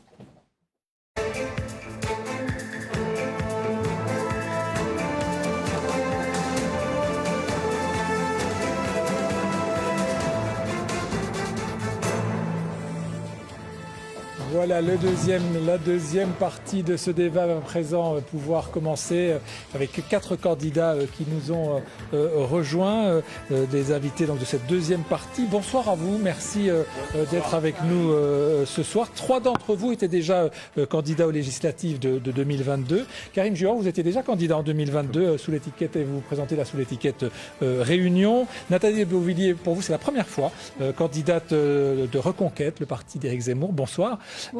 Sandrine Moukine, déjà candidate également, mais dans la 3e circonscription. Oui. Et là, vous êtes toujours candidate, donc sous l'étiquette Debout la France, qui est le parti de M. Dupont-Aignan. Bonsoir, merci d'être avec nous. Merci. Et enfin, Richelin Catherine, vous étiez également déjà candidat en 2022. Vous vous présentez sans étiquette. Je vous rappelle également que Jean-Luc Payette, qui était déjà lui candidat pour Lutte ouvrière en 2022, ne peut pas être présent ce soir pour des raisons personnelles. Il nous a prié de l'excuser. Sa suppléante est hors département, mais il pourra donc évidemment nous envoyer son message aux Réunionnais et Réunionnaises à retrouver avec tous ceux de tous les candidats via la carte interactive de notre site internet. Vous êtes des candidats qui souvent sont moins connus peut-être que ceux qu'on a vus dans la première partie. Alors ce que je vous propose peut-être dans un premier temps, c'est peut-être en 1 minute de vous présenter, de nous dire si vous êtes membre d'un parti, de gauche ou de droite ou d'ailleurs, et pourquoi vous vous présentez. Sandrine Moukine, si vous voulez commencer, je répète qu'en 2022, vous étiez déjà candidate pour Debout la France. Tout à fait. Donc Sandrine Moukine, habitante de l'étang salé, réunionnaise, partie en métropole pour faire ses études, revenue à La Réunion il y a 10 ans. Et je fais partie de la France, de Debout la France de Nicolas Dupont-Aignan. Et plutôt très à droite. À droite. À droite. Il est gaulliste. Il n'a jamais caché que c'est un parti gaulliste souverain. Donc il l'a jamais caché. Et donc j'adhère à ce parti, à ses idées. Et c'est pour ça aujourd'hui, je saisis encore l'occasion qui nous est présentée de faire un changement politique à La Réunion. On va avoir l'occasion d'en débattre bien sûr. Karim Juor, votre présentation. Alors déjà bonsoir à toutes les Réunionnaises et Réunionnais qui nous regardent. Je suis Karim Juor, donc un maître de conférence associé. Je suis aussi chef d'entreprise et je suis surtout un homme de terrain. Je suis aussi très actif à Saint-Leu notamment. J'ai été actif sur la 7e circonscription, sur le combat de la Maison de la Mer par exemple, où on a gagné un combat politique citoyen et aussi auprès des gens tous les jours, auprès des gens qui ont des problématiques qui concernent la majeure partie des personnes en difficulté, payer l'eau, payer l'électricité. Je suis aux côtés des personnes depuis maintenant plus de 5 ans, depuis que j'ai commencé la politique. Je suis sur le terrain, un citoyen engagé, et c'est comme ça que je présente ma candidature aujourd'hui avec le parti Réunion. Gauche, droite ou ailleurs? Renouveau Union est un parti citoyen. Donc le mot est là, c'est-à-dire que c'est les citoyens qui décident. Nous sommes plutôt rassembleurs, c'est-à-dire que pour moi, la politique n'existe que par les citoyens, que par le vote citoyen, et c'est pour ça qu'on a un désintérêt aujourd'hui pour la politique. Nathalie de Boisvilliers, c'est votre tour de vous présenter, de nous expliquer comment vous vous situez et pourquoi vous voulez participer à ces élections. Écoutez, moi je suis Nathalie de Boisvilliers, donc oui, jamais fait de politique. Je suis aide-soignante au CHU. Voilà, je suis une citoyenne comme tout le monde. Je suis mariée avec un créole. J'ai 3 enfants. Je suis arrivée en 2007 sur La Réunion. Et c'est une île qui m'a accueillie à bras ouverts. Et j'adore cette île. Et je veux me battre pour tous les Réunionnais et toutes les Réunionnaises. Parce que la France va mal, La Réunion va mal. On le dit. Bon, c'est dommage, le premier débat, en fait, il n'y a rien eu de concret, c'est dommage. Mais maintenant, les Réunionnais veulent du concret. Et moi, je suis une citoyenne comme tout le monde. Et je souhaite aller sur le terrain. Et je sais ce que vivent les Réunionnais. Et vous avez choisi le parti d'Éric Zemmour. Oui, exactement. Qui est considéré comme un parti d'extrême droite, avec des positions parfois très extrêmes. Tout à fait extrême, oui et non, pas du tout. Mais j'ai choisi Reconquête. Moi, pour pas raconter ma vie privée, mais moi je suis d'origine étrangère. Je veux dire, quand on parle de l'immigration, on nous traite de xénophobes, de racistes, de fachos. Non, pas du tout. Je suis d'origine étrangère. Mes parents étaient de la Yougoslavie. Je n'ai jamais été raciste, sinon je serais pas à La Réunion. J'adore cette culture réunionnaise, ce mélange de culture et tout, donc pas du tout. C'est surtout, on se bat contre l'immigration illégale. C'est d'avoir l'identité française, l'identité de La Réunion, et se battre parce que voilà, les Réunionnais ne peuvent pas, comme on disait tout à l'heure. Bon, on va en parler. On va avoir l'occasion d'en reparler. Mais voilà, c'est se battre pour eux. Richelin Catherine, vous étiez déjà candidat, vous pouvez quand même vous représenter. Exactement, je suis Richelin Catherine, un Saint-Paulois des Hauts-de-Saint-Paul, commerçant. Ma suppléante Auréline Bègue est une 3-bassinoise qui est une aide à domicile de confiance, une commune rurale des Hauts-de-Trois-Bassins. Donc, Richelin Catherine est un candidat sans étiquette et donc ne soutenant aucun parti politique et reste toujours indépendant. Depuis ma première participation en 2020 au municipal sur la commune de Saint-Paul, j'ai également été candidat au cantonal de 2022 sur le 18e canton et aux législatives de 2022 sur la 7e circonscription. Je poursuis donc mon expérience politique avec conviction. Mon slogan, c'est pour la nouveauté, qui sous-entend une attitude avant-gardiste, initiatrice en politique, nouveauté dans le poste de député. Nouveauté dans la manière de mener la politique. Catherine, on ne va pas lire tout le programme maintenant, c'était juste une petite présentation. Ce n'est pas le programme. Et de servir disponibilité et proximité pour les électeurs, un mandat unique et non un métier. Ok.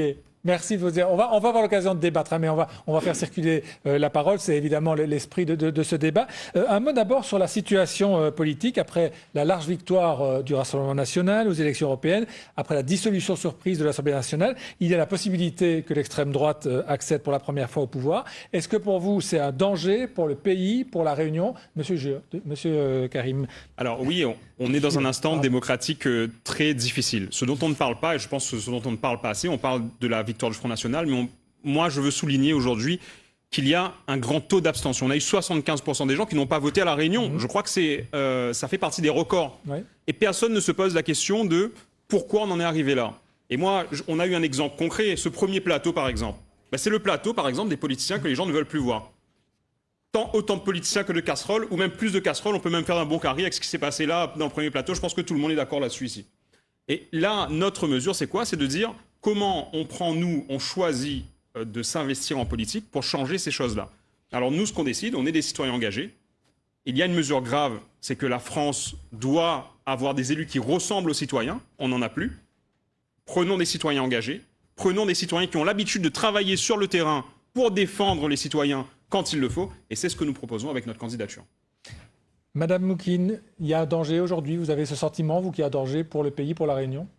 Alors, un danger, comment vous dire ça?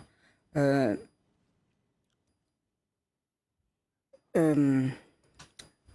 dit que le pays est au bord du chaos, qu'il va y avoir peut-être une crise. Au fait, si on en est là, aujourd'hui, je ne pense pas que c'est le RN qui a amené ce chaos. On en est là aujourd'hui parce que, vous savez, moi, je suis partie de l'île de la Réunion, j'ai fait 20 ans en métropole, j'ai été faire ma formation en tant qu'aide-soignante là-bas, je suis revenue ici il y a 10 ans.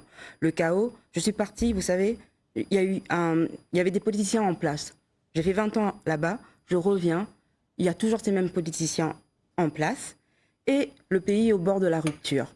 Et ces gens-là, au lieu d'être près des gens, ça continue à faire des arrangements derrière cuisine pour garder leur poste, pour, comme je l'ai dit il y a 2 ans, pour mettre leurs amis, leurs enfants en place. Mais le terrain, moi je suis revenue, je suis allée dans la rue. Parce que à l'époque où je suis revenue, il y avait un problème de leucose bovine. J'ai pas vu les politiciens prendre le problème comment dire, par les cornes. On est descendu dans la rue, gilets jaunes. On a lancé une alerte à ces politiciens-là. Aujourd'hui, il s'est passé 6 ans. Aujourd'hui, la Réunion est en train de mourir de faim. Les factures, ils n'arrêtent pas de monter. Moi, j'ai pas vu, ces gens qui, soi-disant, qui défendent, qui font depuis 20 ans, 30 ans. On les voit pas, nous, venir auprès des Réunionnais. Le prix de la tomate, elle a augmenté. Est-ce qu'on les a vus dire, attendez, on va réunir les grands producteurs, les grands comment dire, propriétaires de supermarchés. On va essayer de bloquer les prix. On va essayer de trouver un arrangement pour que la Réunion puisse acheter ses légumes, acheter sa viande au prix raisonnable. Bon, on ne les voit pas sur le terrain. Vous savez, on a des problématiques. Moi, j'alerte, parce que j'ai monté un collectif concernant les enfants en situation de handicap. J'alerte sur les problématiques qu'ont les enfants en situation de handicap, que les familles du 1er janvier au 31 décembre, on bataille pour que ces enfants-là, leurs droits soient respectés. Est-ce qu'on les voit? J'ai envoyé des mails. J'ai envoyé des mails à certaines personnes, à certains élus. Ils ne donnent même pas la peine de nous répondre. Et aujourd'hui, ils disent qu'ils veulent se représenter pour nous défendre. Ils ne l'ont pas fait il y a 30 ans, ils ne l'ont pas fait il y a 20 ans. Pourquoi ils le feront aujourd'hui? Madame de Boisvilliers, on évoque effectivement la possibilité que le Rassemblement national soit demain aux commandes. On connaît la situation politique. Le parti que vous représentez a espéré à un moment conclure un accord avec le Rassemblement national. Les négociations n'ont pas abouti. Vous le regrettez? Après, oui, évidemment, je le regrette parce que c'est vrai que le fait d'être ensemble, en fait, on peut faire plein de choses. On peut travailler tous ensemble pour le bien-être des Réunionnais, pour le bien-être de la France. Et voilà, c'est tout ce qu'on souhaite. Et les Réunionnais ont besoin de ça. Et donc, tous ceux qui me connaissent savent que je suis quelqu'un de terrain et que quand je dis quelque chose, là, je le fais parce que je prends vraiment toutes les choses à cœur. Et voilà, j'ai besoin les Réunionnais ont besoin d'avoir quelque chose de concret au niveau du travail, du logement. On en parlait. On va peut-être Oui, simplement, effectivement, c'est vous quand on dit attention, danger pour la Réunion, danger pour le vivre ensemble avec les idées d'extrême droite. Non. Là après, il faut arrêter à ce niveau-là parce que là, moi, ça me fait vraiment beaucoup de mal parce que par rapport à mes origines et tout, franchement, si j'ai choisi Reconquête, moi du monde, il y a aucun xénophobe, aucun. Je veux dire, c'est l'immigration illégale qu'on attaque. C'est pas l'immigration. Il y a rien de raciste en parlant de ça, vous voyez. Richla Catherine, quand on vous dit aujourd'hui, vous qui êtes réunionnais, quand on vous dit que peut-être dans 15 jours, 3 semaines, le Rassemblement national sera peut-être au pouvoir, ça vous inquiète? Non, pas du tout, parce que c'est plutôt aux abstentionnistes de s'inquiéter, puisqu'on ne vote plus. C'est tout. Mais vous, donc ça ne vous inquiète pas, ça veut dire donc que vous seriez plutôt satisfait que le Rassemblement national arrive au pouvoir? Ben, je ne sais pas, parce qu'on ne sait pas si le Front national arrivera au pouvoir. Et le fait qu'il puisse accéder au pouvoir, ça vous inquiète? Ben, pas du tout, puisque la droite et la gauche ont accédé au pouvoir, donc ils n'ont pas fait leur travail, donc... Vous trouvez que c'est normal quand, effectivement, et on entend beaucoup d'électeurs... Des promesses non tenues, c'est normal. Mais alors, on a presque envie de vous demander pourquoi vous n'avez pas été au Rassemblement national? Mais... Non, parce que moi, je suis un candidat sans étiquette, je soutiens personne et je suis toujours un indépendant. C'est ma politique à moi, je fais ma politique à ma façon, donc je n'ai pas à aller dans aucun parti. Est-ce qu'on peut vous demander, si jamais vous n'étiez pas qualifié pour le second tour, vous avez critiqué, M. Juor, notamment les candidats de la première partie du débat, si vous deviez choisir quand même, vous iriez dans quel camp? Alors, il n'y a pas de choix en fait à faire, parce que le second tour, nous... on y sera avec les citoyens si les citoyens se déplacent. Si les citoyens ne se déplacent pas, bien sûr qu'on aura des résultats qui ressembleront à des résultats qu'on a pour les européennes. L'enjeu, c'est vraiment les abstentionnistes. L'enjeu, c'est ça. Et moi, j'appelle tous les abstentionnistes à se déplacer. Il y a maintenant un candidat de terrain que vous connaissez. Il y a Lucette Palace qui est avec moi et vous la connaissez. Il y a des urgences à régler. Les urgences sociales, on n'en parle pas. Mais ces urgences sociales-là, par exemple, c'est ce que vivent les Réunionnaises et les Réunionnais tous les jours. Des urgences sociales qu'il faut régler. Et qu'il faut régler à l'Assemblée nationale. Et c'est pour cela que nous, dans notre programme, par exemple, on veut budgétiser un certain nombre de choses au sein des lois finances, par exemple, pour élargir aussi l'application de la loi Lurel. Ça, c'est très important pour les Réunionnaises et Réunionnais, pour élargir le bouclier qualité-prix à tout ce qui est non alimentaire et ce qui a déjà été proposé, mais élargir encore plus, faciliter l'accès, par exemple, aux aides sociales. Ça aussi, c'est une chose dont les gens ont besoin. Vous savez, quand on rencontre des gens qui viennent vous voir, qui viennent me voir, par exemple, sur le terrain, qui doivent choisir entre payer leur facture d'eau ou acheter à manger. Ça, c'est le vrai débat. Ce n'est pas le débat de savoir qui va être au second tour. C'est le débat de savoir comment on va régler ces urgences sociales-là, comment on va aider les personnes qui sont en crise. 60% de chômage dans une certaine tranche de la population, 30% chez les jeunes, plus de 30% chez les jeunes. On est en crise.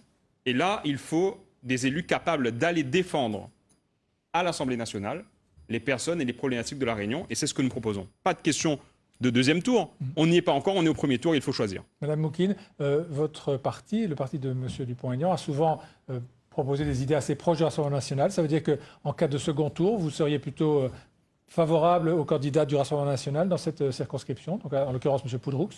Alors, moi, pour tout à fait être honnête, moi, je trouve que on n'y est pas au deuxième tour. Et donner la possibilité de choisir entre le Rassemblement national ou la gauche, on n'y est pas. Ça pourrait être des scénarios probables. Mais ces partis, genre Rassemblement national, ils sont arrivés parce que, comme tout le monde l'a constaté, c'est le taux d'abstentionnisme qui a fait qu'ils étaient en pole position. Mais aujourd'hui, M. Macron a dit sous cette assemblée, ça a permis à d'autres partis aussi d'émerger, à des personnes sans étiquette d'émerger. Donc, le choix n'est pas forcément entre Rassemblement national ou la gauche. On a la possibilité de représenter aussi les citoyens. Nous, on fait partie de ces citoyens. Moi, personnellement, je veux dire, on vit la même galère que les citoyens. On y est, on est dedans. Quand il y a les problèmes de vie chère, de légumes et autres problématiques, on y est, on le vit. Et on le vit parce que les politiciens d'avant n'ont pas su être à nos côtés. Donc aujourd'hui, le choix ne peut pas être seulement entre le Rassemblement national et la gauche. On est là et on espère que les citoyens aient confiance en nous et nous donnent la possibilité de prouver qu'on peut faire la politique autrement et qu'on peut faire une politique citoyenne et propre. Vous avez entendu, bien sûr, dans la première partie du débat, ces jeunes qui s'adressaient à vous candidats, hein, qui disaient qu'est-ce que vous faites pour les jeunes, et puis qui disaient il y avait aussi cette idée un peu de défiance, de dire est-ce que vous allez vraiment faire ce que vous dites. Qu'est-ce que vous leur dites à ces jeunes qui pour beaucoup, ne vont pas voter d'ailleurs, ou qui disent si on va voter, allons essayer le Rassemblement national. Madame de Boisvilliers. Oui, déjà, je dirais à tous ces jeunes, c'est vrai qu'ils sont tous paumés, hein, vu la situation de la Réunion et de la France, qu'ils aillent voter, c'est important, et qu'ils fassent le bon choix. On a fait différents politiques, et voilà, il n'y avait rien de concret. Et donc dire à ces jeunes, aider les jeunes à trouver du travail, à faire des formations, le sport, parce que je m'aperçois que, depuis 2007, je vois que les Réunionnais sont très très forts dans tous les domaines au niveau du sport.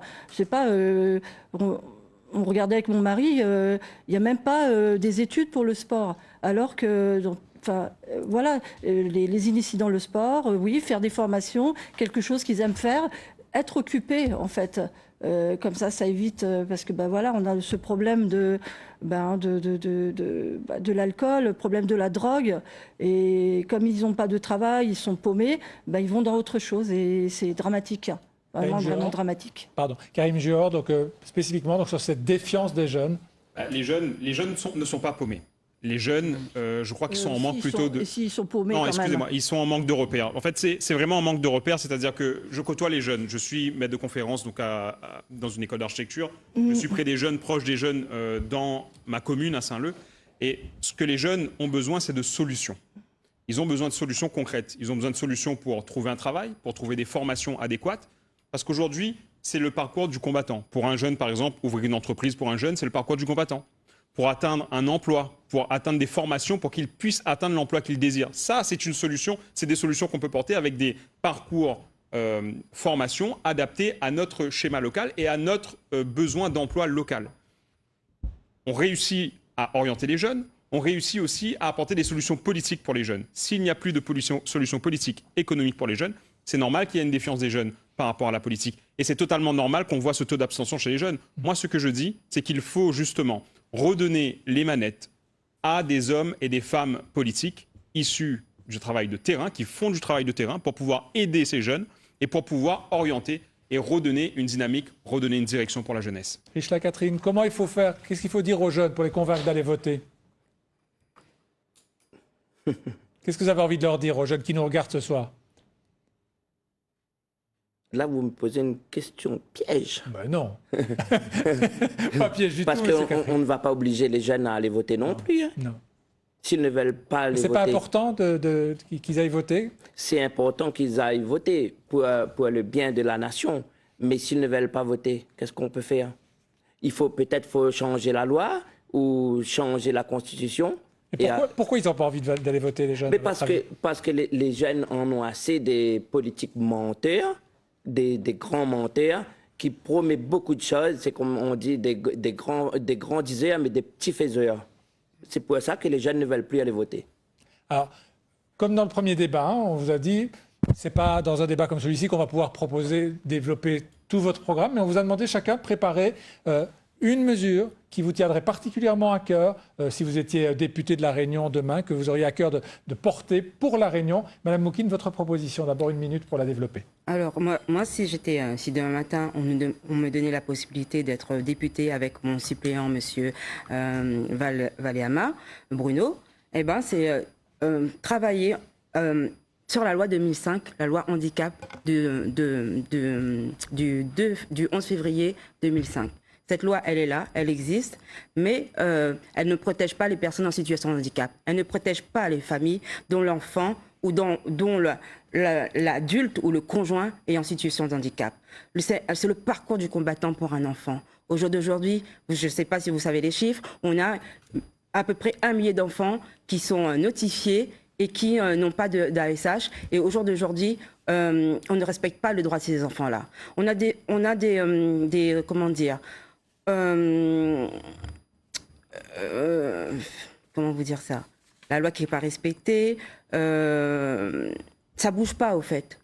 Ça bouge pas. Donc si demain matin on est député, on fera bouger les choses parce que je suis sur le terrain, j'accompagne les familles avec mon collectif, on intervient parce que ce soit l'éducation nationale, s'ils peuvent faire abstraction du droit de l'enfant ou de droit de l'adulte, ils le font. Il faut conclure parce que votre proposition fait beaucoup plus qu'une minute. D'accord. Donc voilà, je proposerai des amendements parce que c'est vrai qu'il y a eu un changement à la loi 2005, c'est en créant la MDPH, mais donner les possibilités que la MDPH, il y ait une MDPH, mais qu'elle fonctionne. Parce que là, Merci. on peut pas...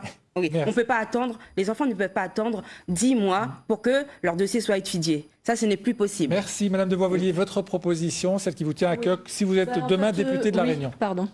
Écoutez, moi, tout me tient au cœur, parce que, en fin de compte, on a tout, on touche à peu près à tout. On n'a pas parlé de tout, mais il y a le pouvoir d'achat, il y a le logement, la sécurité. Il y a plein de choses, mais c'est vrai qu'en premier lieu, s'il fallait que je choisisse, puisque comme vous dites, Monsieur Gollienne, on ne peut pas tout débattre, mais le pouvoir d'achat est terrible ici à La Réunion. Les Réunionnais, en fait, tout le monde le dit, à partir du 10 ou du 15 du mois, ils n'ont plus d'argent, ils sont obligés de compter tous leurs sous pour voir qu'est-ce qu'il leur reste jusqu'à la fin du mois, au prochain salaire, pour savoir, Mais concrètement, qu'est-ce que vous proposeriez Nous, qu'est-ce qu'on propose, en fait, c'est de revoir au niveau des prix. Voilà, tout ce qui est concret, c'est d'aller à la chasse au prix. On en parlait depuis tant d'années, mais depuis 2007 que j'arrive, j'entends toujours parler de ça, mais il y a rien fait. On fait rien en fait, tout augmente. Alors nous, en fait, c'est de revoir tous les prix, d'aller voir toutes ces grandes enseignes et de revoir. C'est pas normal parce qu'on parle de l'octroi de mer. L'octroi de mer, oui, effectivement, ça, il faut revoir, mais c'est surtout même les produits locaux. Les produits locaux, désolé, mais ils sont si chers que les produits importés.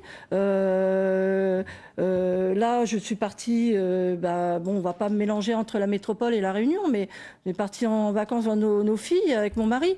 En fait, c'est vrai que la différence de prix est énorme. On parle de l'octroi de mer, les produits, mais même les yaourts à La Réunion sont aussi chers que les produits importés. Les bananes, en métropole, j'ai eu des bananes à 1 euro. Ici, les bananes, elles sont montées à 6-7 euros le kilo. Donc, les tomates, les choses, on fait plein de choses à La Réunion. Les Réunionnais font leurs courses. Et, oui, je vous demande de conclure. Non, je vous en prie, mais je vous demande de conclure. Les Réunionnais font leurs courses, ils font leur carie, ils ont besoin des oignons, les oignons sont horriblement chers. Voilà. En fait, ils ne peuvent pas se nourrir, c'est pas normal. Karim Juor, la proposition qui vous tient particulièrement à cœur. Alors, la proposition, c'est une proposition qui concerne notre quotidien, c'est la lutte contre le chômage de masse. C'est la proposition qui, à mon avis, est centrale dans notre proposition et ce qu'on veut défendre. Car pour lutter contre la vie chère, il faut un emploi. Pour lutter contre la vie chère, il faut pouvoir acheter aussi ce qui est nécessaire pour les familles. Et avoir un salaire décent. Et avoir un salaire décent. Donc pour lutter contre le chômage de masse, nous, ce qu'on veut, c'est investir et lancer un plan d'investissement donc national et ciblé aussi sur les territoires où il y a du chômage de masse, sur un plan d'investissement sur les services d'aide à la personne, les métiers d'avenir. Un député peut agir bien sûr. Dans les programmations de loi de financement, justement, on peut budgétiser sur des territoires particuliers, des territoires à fort taux de chômage par exemple, des plans spécifiques. Et c'est ce que nous, à l'Assemblée nationale, nous voulons faire et nous voulons aller. Il y a dans le service d'aide à la personne, donc l'investissement pour des personnes, et je félicite son travail, Madame Moukine, sur les personnes porteuses de handicap, parce que ça fait partie de ça, le service d'aide à la personne. Il y a aussi tout ce qui est les services des métiers agricoles. Elle parlait justement, Madame parlait de tout ce qui était les légumes et les fruits qui coûtent cher. Mais si, à un moment donné, on ne met pas plus de main-d'œuvre, on ne subventionne pas aussi peut-être de la main-d'œuvre agricole, on a un trésor à La Réunion, notre terre est fertile. Si on n'investit pas dans les métiers d'avenir, forcément, toute la chaîne sera touchée. On aura des problématiques de vie chère, on aura des problématiques sociaux, et tout cela passe par la lutte contre le chômage de masse, et c'est ce que nous voulons faire avec nos mesures. Et nos agriculteurs qui ne peuvent pas vivre non plus. C'est pas normal que les ça prix... fait partie de nos mesures et c'est pour ça que je vous dis. Au niveau du travail, il faut vraiment aller sur le terrain en fait, et vraiment voir où sont les. Non seulement ils ne peuvent pas vivre, mais ils ont une retraite minable à la fin de leur carrière. Richela Catherine, si vous êtes dans 3 semaines député de La Réunion, quelle est la mesure qui vous tiendra particulièrement à cœur? Qu'est-ce que vous ferez pour La Réunion? Non, déjà, j'ai 3 niveaux d'intervention. Je pense que les électeurs nous comprendront, puisque le temps est en compté. il ne nous était difficile de définir un programme réaliste et sincère. Parce que la campagne est courte. Exactement. Je propose cependant de travailler sur un projet de députation en liaison avec les autres élus de l'Assemblée nationale sur 3 niveaux, avec une quinzaine d'initiatives à proposer. Exemple, au premier niveau d'intervention, projet pour les jeunes et renforcement des formations en alternance. Initiative d'encouragement pour le vote des jeunes par une gratification, baisse de la vie chère par un vrai mécanisme de contrôle des prix et la suppression des monopoles en Outre-mer. La retraite à 60 ans par un financement spécifique des élus, des plus aisés et d'Internet. Exemple, la GAFAM, Google, Facebook, Microsoft, Amazon. Monsieur Catherine, je vais devoir vous interrompre. Parce que vous ne pouvez pas lire le programme parce que c'est un débat. Moi, je vais vous demander une mesure qui vous tenait particulièrement à cœur. Mais vous m'avez la plus importante, dans tout ce que vous êtes en train de me dire, qu'est-ce qui vous semble la mesure la plus importante pour vous? La mesure la plus importante, c'est la baisse de la vie chère par un vrai contrôle des prix et la suppression des monopoles en Outre-mer. J'ai lu aussi dans votre profession de foi que vous demandez la démission de tous les élus qui est attendu par le peuple. Donc avant même les élections, vous demandez que tous les élus démissionnent. C'est moi qui ai... Dans votre profession de foi, oui, oui. Où est-ce que vous avez vu ça? Vous vous souvenez pas? C'est une profession de foi. Ah bon, on va vérifier alors. Excusez-moi, monsieur, si vous voulez faire tout ça, mais vous ne voulez pas travailler avec la droite et la gauche, vous allez faire comment? Parce que vous avez dit vous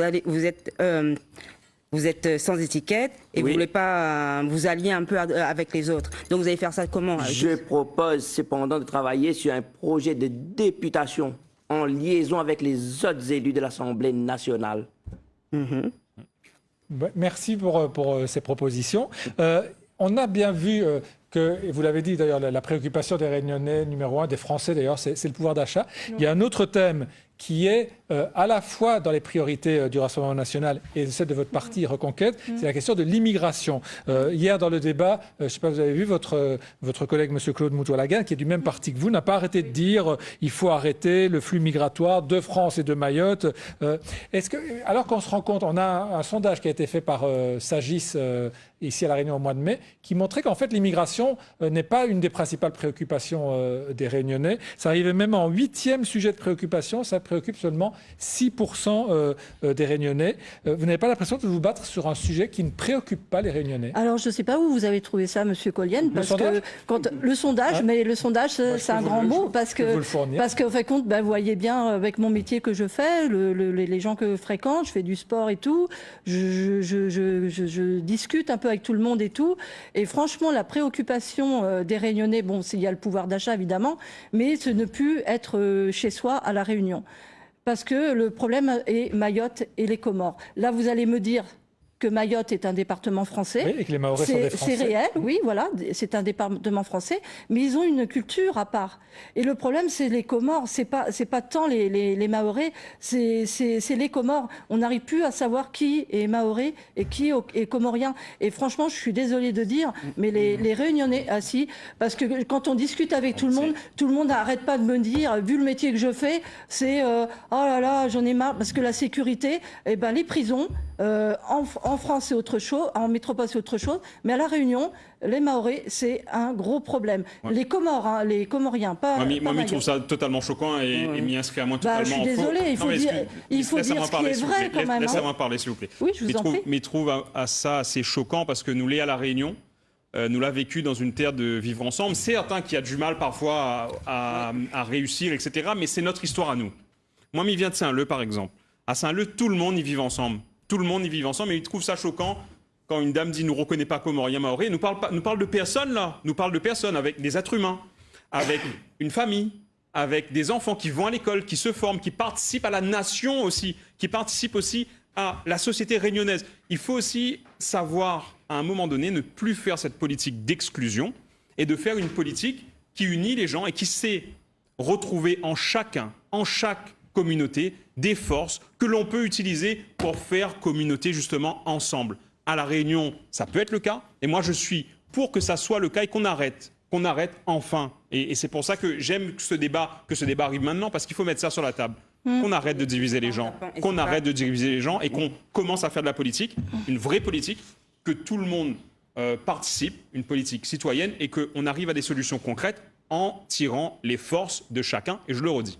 Oui, tout à fait. Mais c'est le vivre ensemble, je suis d'accord avec vous. Mais le vivre ensemble, c'est pas pointer du doigt. Le vivre ensemble, c'est pas pointer du doigt. Mayotte doit rester, c'est une culture à part. Mais madame, excusez-moi, vous dites que vous êtes aussi étrangère. Vous aussi, vous avez une culture à part. Comment pouvez-vous stigmatiser les Mahorais que vous dites qu'il y a une culture à part? Votre culture, pays de l'Est, vous êtes une culture à part aussi. Comment pouvez-vous taper sur l'autre? Non, alors qu'on parle du vivre ensemble, vous avez parlé du vivre ensemble. Non, c'est pas taper, c'est de penser aux Réunionnais. Attendez que je vous explique. Non, mais discutons. Moi, je souhaite quelque chose dans ce débat, s'il vous plaît, pour tout le monde. Revenons sur les problèmes de base. Les Réunionnais, il y en a qui n'ont pas à manger. Allons discuter de ça. Nous ne pouvons pas discuter de sujets aussi basiques que ça. Non, c'est pas basique. Ça n'a pas de sens. Non, c'est pas basique. Allons parler d'environnement. Allons parler d'économie et d'emploi. Allons parler de l'agriculture. Allons parler de l'agriculture. Allons parler des urgences sociales. Oui, c'est son opinion. Oui, mais je peux pas étaler. Je comprends votre opinion. Je ne la partage pas, mais allons discuter d'autres choses, s'il vous plaît. Non, mais je peux quand même finir par rapport à ça. Je veux dire que à la Réunion, je veux dire. Justement, vous êtes à la Réunion, c'est choquant ce que je vous dites, madame. Non, c'est pas choquant, monsieur. Parce qu'à la Réunion, je veux dire, les gens, vous dites vous-même, il n'y a plus de logement, il n'y a plus de logement social, il n'y a plus de travail, il n'y a plus. Bon, le travail, il n'y a plus de logement social. Le problème, c'est que les Comores, ils viennent par Rivazan et tout, et ils s'installent et on leur donne un logement social. Mais madame, qui vous a donné ce chiffre? Qui vous a donné qui vous a dit ça? Effectivement, vous êtes aide-soignante, effectivement. Mais de dire que telle communauté reste parce qu'ils sont arrivés par tel moyen, c'est choquant, madame. C'est votre opinion. On la respecte, mais on la partage pas. Je pense qu'on peut aller, on peut mais discuter. On peut avancer. On peut avancer. Nous sommes d'origine hindoue et malgache aussi. Donc la Réunion, c'est la Réunion. En tout cas, vous dites comme ça, mais quand on discute avec tout le monde, quand il s'agit de sécurité, tout ce qui se passe... Vous signez ou vous persistez? Comment? Vous signez ou vous persistez? Donc on va avancer. On va avancer. Oui, Richla Catherine, sur cette question-là, vous pensez qu'il y a un problème d'immigration à La Réunion? Il y a trop d'immigrés à La Réunion? Ben non, pas du tout. Parce que quand Mayotte était devenu département français, on l'avait donné toutes les lois, les allocations, tout ce qu'il faut comme à La Réunion, on n'aurait pas eu beaucoup de Mahorais qui auraient venu à La Réunion. Donc les Mahorais sont les bienvenus chez nous. Ils contribuent à l'économie réunionnaise.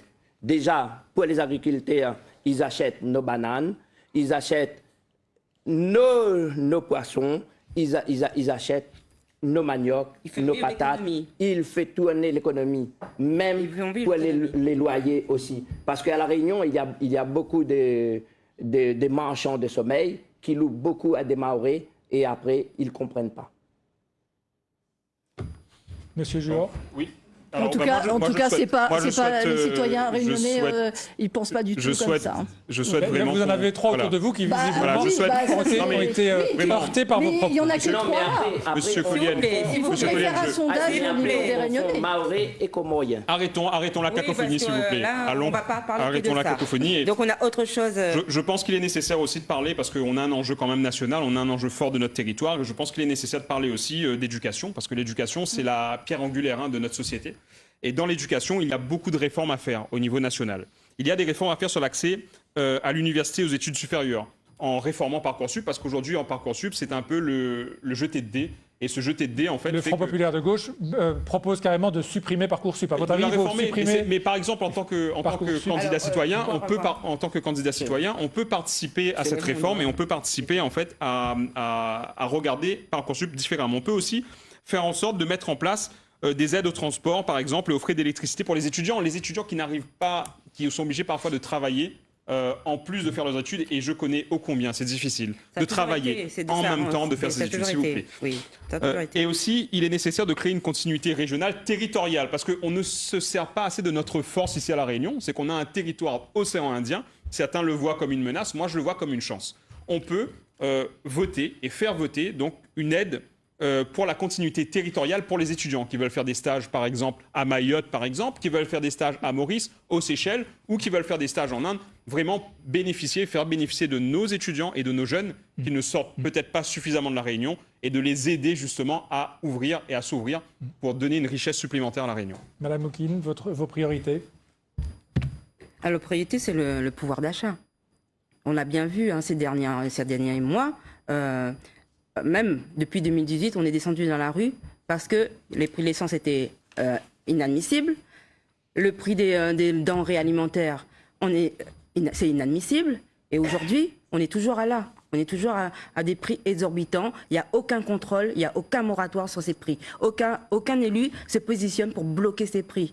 On a des produits qui sont exportés et qui coûtent les yeux de la tête. On a des produits locaux qui coûtent aussi les yeux de la tête. Concrètement, on fait quoi? Concrètement, on peut aussi se réunir et vraiment voir, aller solliciter les supermarchés, les producteurs pour trouver un accord pour que le Réunionnais de base puisse trouver des denrées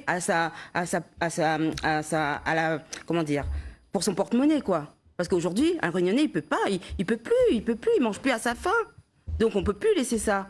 On est en 2024 et on a encore des Réunionnais qui vivent sous le seuil de pauvreté et qui ont de la peine à finir leur mois. Donc on ne peut plus laisser ça. Mais chaque parti a des propositions sur le pouvoir d'achat. Qu'est-ce qui vous différencie, vous, de ce qu'on a entendu notamment dans la première partie de ce débat? Nous, on propose, mais on va essayer d'analyser vraiment et de proposer quelque chose. Parce qu'on n'y est pas. Mais une fois qu'on y sera, il faudra qu'on se positionne, qu'on s'asseye et qu'on analyse vraiment et qu'on apporte ces solutions. Parce qu'aujourd'hui, effectivement, on n'y est pas.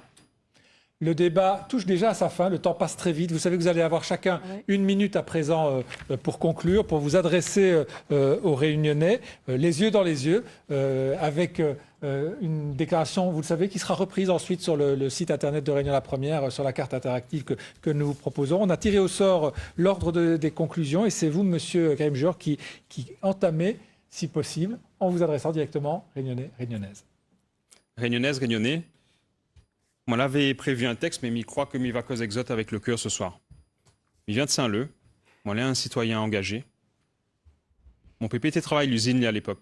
Et à son époque déjà, il était bataille pour les droits, pour faire respecter les droits des ouvriers, et ce qui a valu plusieurs fois sa place, donc son poste de l'usine, et il a été viré plusieurs fois pour avoir battu et pour avoir combattu plutôt pour le droit des siens. Moi, elle est là aujourd'hui devant Zot, parce que en mémoire pour nous anciens que la bataille, il faut que nous mobilisions à nous dans des instants démocratiques comme celui-ci. Il y a un instant grave, nous doit aller de l'avant et nous doit voter le 30 juin. Voter donc pour une liste citoyenne, une liste de Demoun qui ressemble à Zot, Pala Sucette et Karim Juor. Ce sera le premier bulletin de vote sur la table, premier bulletin de vote. Donc Zot, il prend ça, Zot, il coule ça, et ce sera la victoire des citoyens pour le 30 juin. Merci, monsieur Juor. Votre minute de conclusion. Richela Catherine, c'est à vous. Réunionnaise, Réunionnais, je m'adresse à vous pour ces élections législatives où l'enjeu est capital et où se joue l'avenir de la France dans un moment de crise politique, sociale et institutionnelle. Vous savez, mon engagement et ma disponibilité pour être à vos côtés et de répondre à vos besoins au sein du Parlement. Je ferai tout mon possible pour intervenir à 3 niveaux et en collaboration étroite avec les autres élus de l'Assemblée. D'abord, pour l'amélioration de la vie de tous les Français. Deuxièmement, pour le renforcement de notre économie. Et troisièmement, pour l'amélioration du fonctionnement de nos institutions. Je compte sur votre soutien et je vous invite tous et surtout les jeunes à ne pas vous abstenir et d'aller voter en masse pour montrer la dynamique de notre démocratie et qu'un autre choix est possible. Aussi, votez et faites voter pour la nouveauté. Faites le choix de Richelin Catherine et d'Auréline Beg. Merci, monsieur Catherine. Madame de Boisvilliers, c'est votre tour de conclure. Votre attention. Avec plaisir. Bien moi, je m'appelle Nathalie de Boisvilliers. Personne ne me connaît. Maintenant, oui. Je concours pour la première fois à une élection. Je ne suis pas une politique. Je suis une simple citoyenne. Je travaille et je connais les difficultés de la vie. Les hausses des prix. Je suis comme vous. Je me suis engagée à Reconquête, un parti de droite, et je vous invite à le soutenir. Parce que j'aime la France, parce que j'aime la Réunion et que j'ai à cœur de la conserver. Il faut que la France reste la France et que la Réunion reste la Réunion. Nous avons le droit de ne pas disparaître comme toutes les nations du monde. Pour cela, il faut identifier les périls qui nous menacent et les remèdes possibles. Reconquête est le parti qui dit clairement le péril. Le grand remplacement. Pour les autres, c'est un fantasme. Pour nous, c'est une réalité quotidienne. En France et bientôt à La Réunion, avec l'installation en masse de populations issues des Comores, et tout le monde en a marre. L'islamisation de la France et de l'Europe. Baladez-vous dans les rues de Saint-Denis et comparez la situation actuelle à celle d'il y a 20 ans. Des impôts incroyablement hauts qui financent notre propre suicide. Il faut mettre fin à cela. Le 30 juin, votez pour Reconquête. Merci. Sandrine Moukine, c'est à vous. Chères Réunionnaises, chers Réunionnais, après 7 ans de chaos et de politiques néfastes, non respectueuses du citoyen, nous vous invitons, nous vous donnons la possibilité, le 30 juin et le 7 juillet prochain, de changer le cours de l'histoire. Effectivement, vous avez en face de vous une maman qui est partie et qui a su revenir. Et qui a vu son pays à terre. Et qui s'est dit, mais ça pas laisse ça faire. Et du coup, il y a eu, pour la première fois de l'histoire, un mouvement contestataire social. J'ai fait partie de ces gens. J'étais capable de faire partie de ces gens. J'étais capable, malgré tout, après les Gilets jaunes, de batailler sur divers sujets, que ce soit social, que ce soit pour la nourriture, que ce soit pour la santé. Je suis une militante engagée, endurcie. J'ai su aller au-delà, en-delà de tout.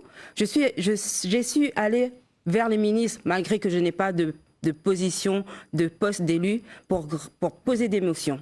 Si m'a été capable de faire ça en tant que citoyen, moi serai capable de faire encore mieux en tant que député, avec mon suppléant, M. Bruno Valéama. Merci Mme Moukine. Et merci à vous, M. Collienne, de nous avoir de nous avoir permis de débattre ce soir. Merci à tous les quatre d'avoir participé à ce débat qui a été, on l'espère, éclairant pour les électeurs. Demain, nous aurons notre 3e débat de la 6e circonscription, encore un débat qui s'annonce très disputé, avec dans cette circonscription 8 candidats que vous découvrez à l'écran. Je vous signale aussi que vous pouvez revoir ces débats sur le site de Réunion, tous les débats sur le site de Réunion La Première, et qu'on en retrouve les meilleurs moments en radio le matin dans le journal des élections de Radio La Première, de Réunion La Première avec Olivier de la Richaudy. Je vous signale aussi que l'invité de Philippe Dornier demain à 7h20 sera Michel Vergos, qui représente à La Réunion le parti d'Emmanuel Macron. Je vous donne donc rendez-vous demain à 20h pour un débat qui s'annoncera à nouveau passionnant. Passez une excellente fin de soirée. Si je peux me permettre, merci à tout le monde.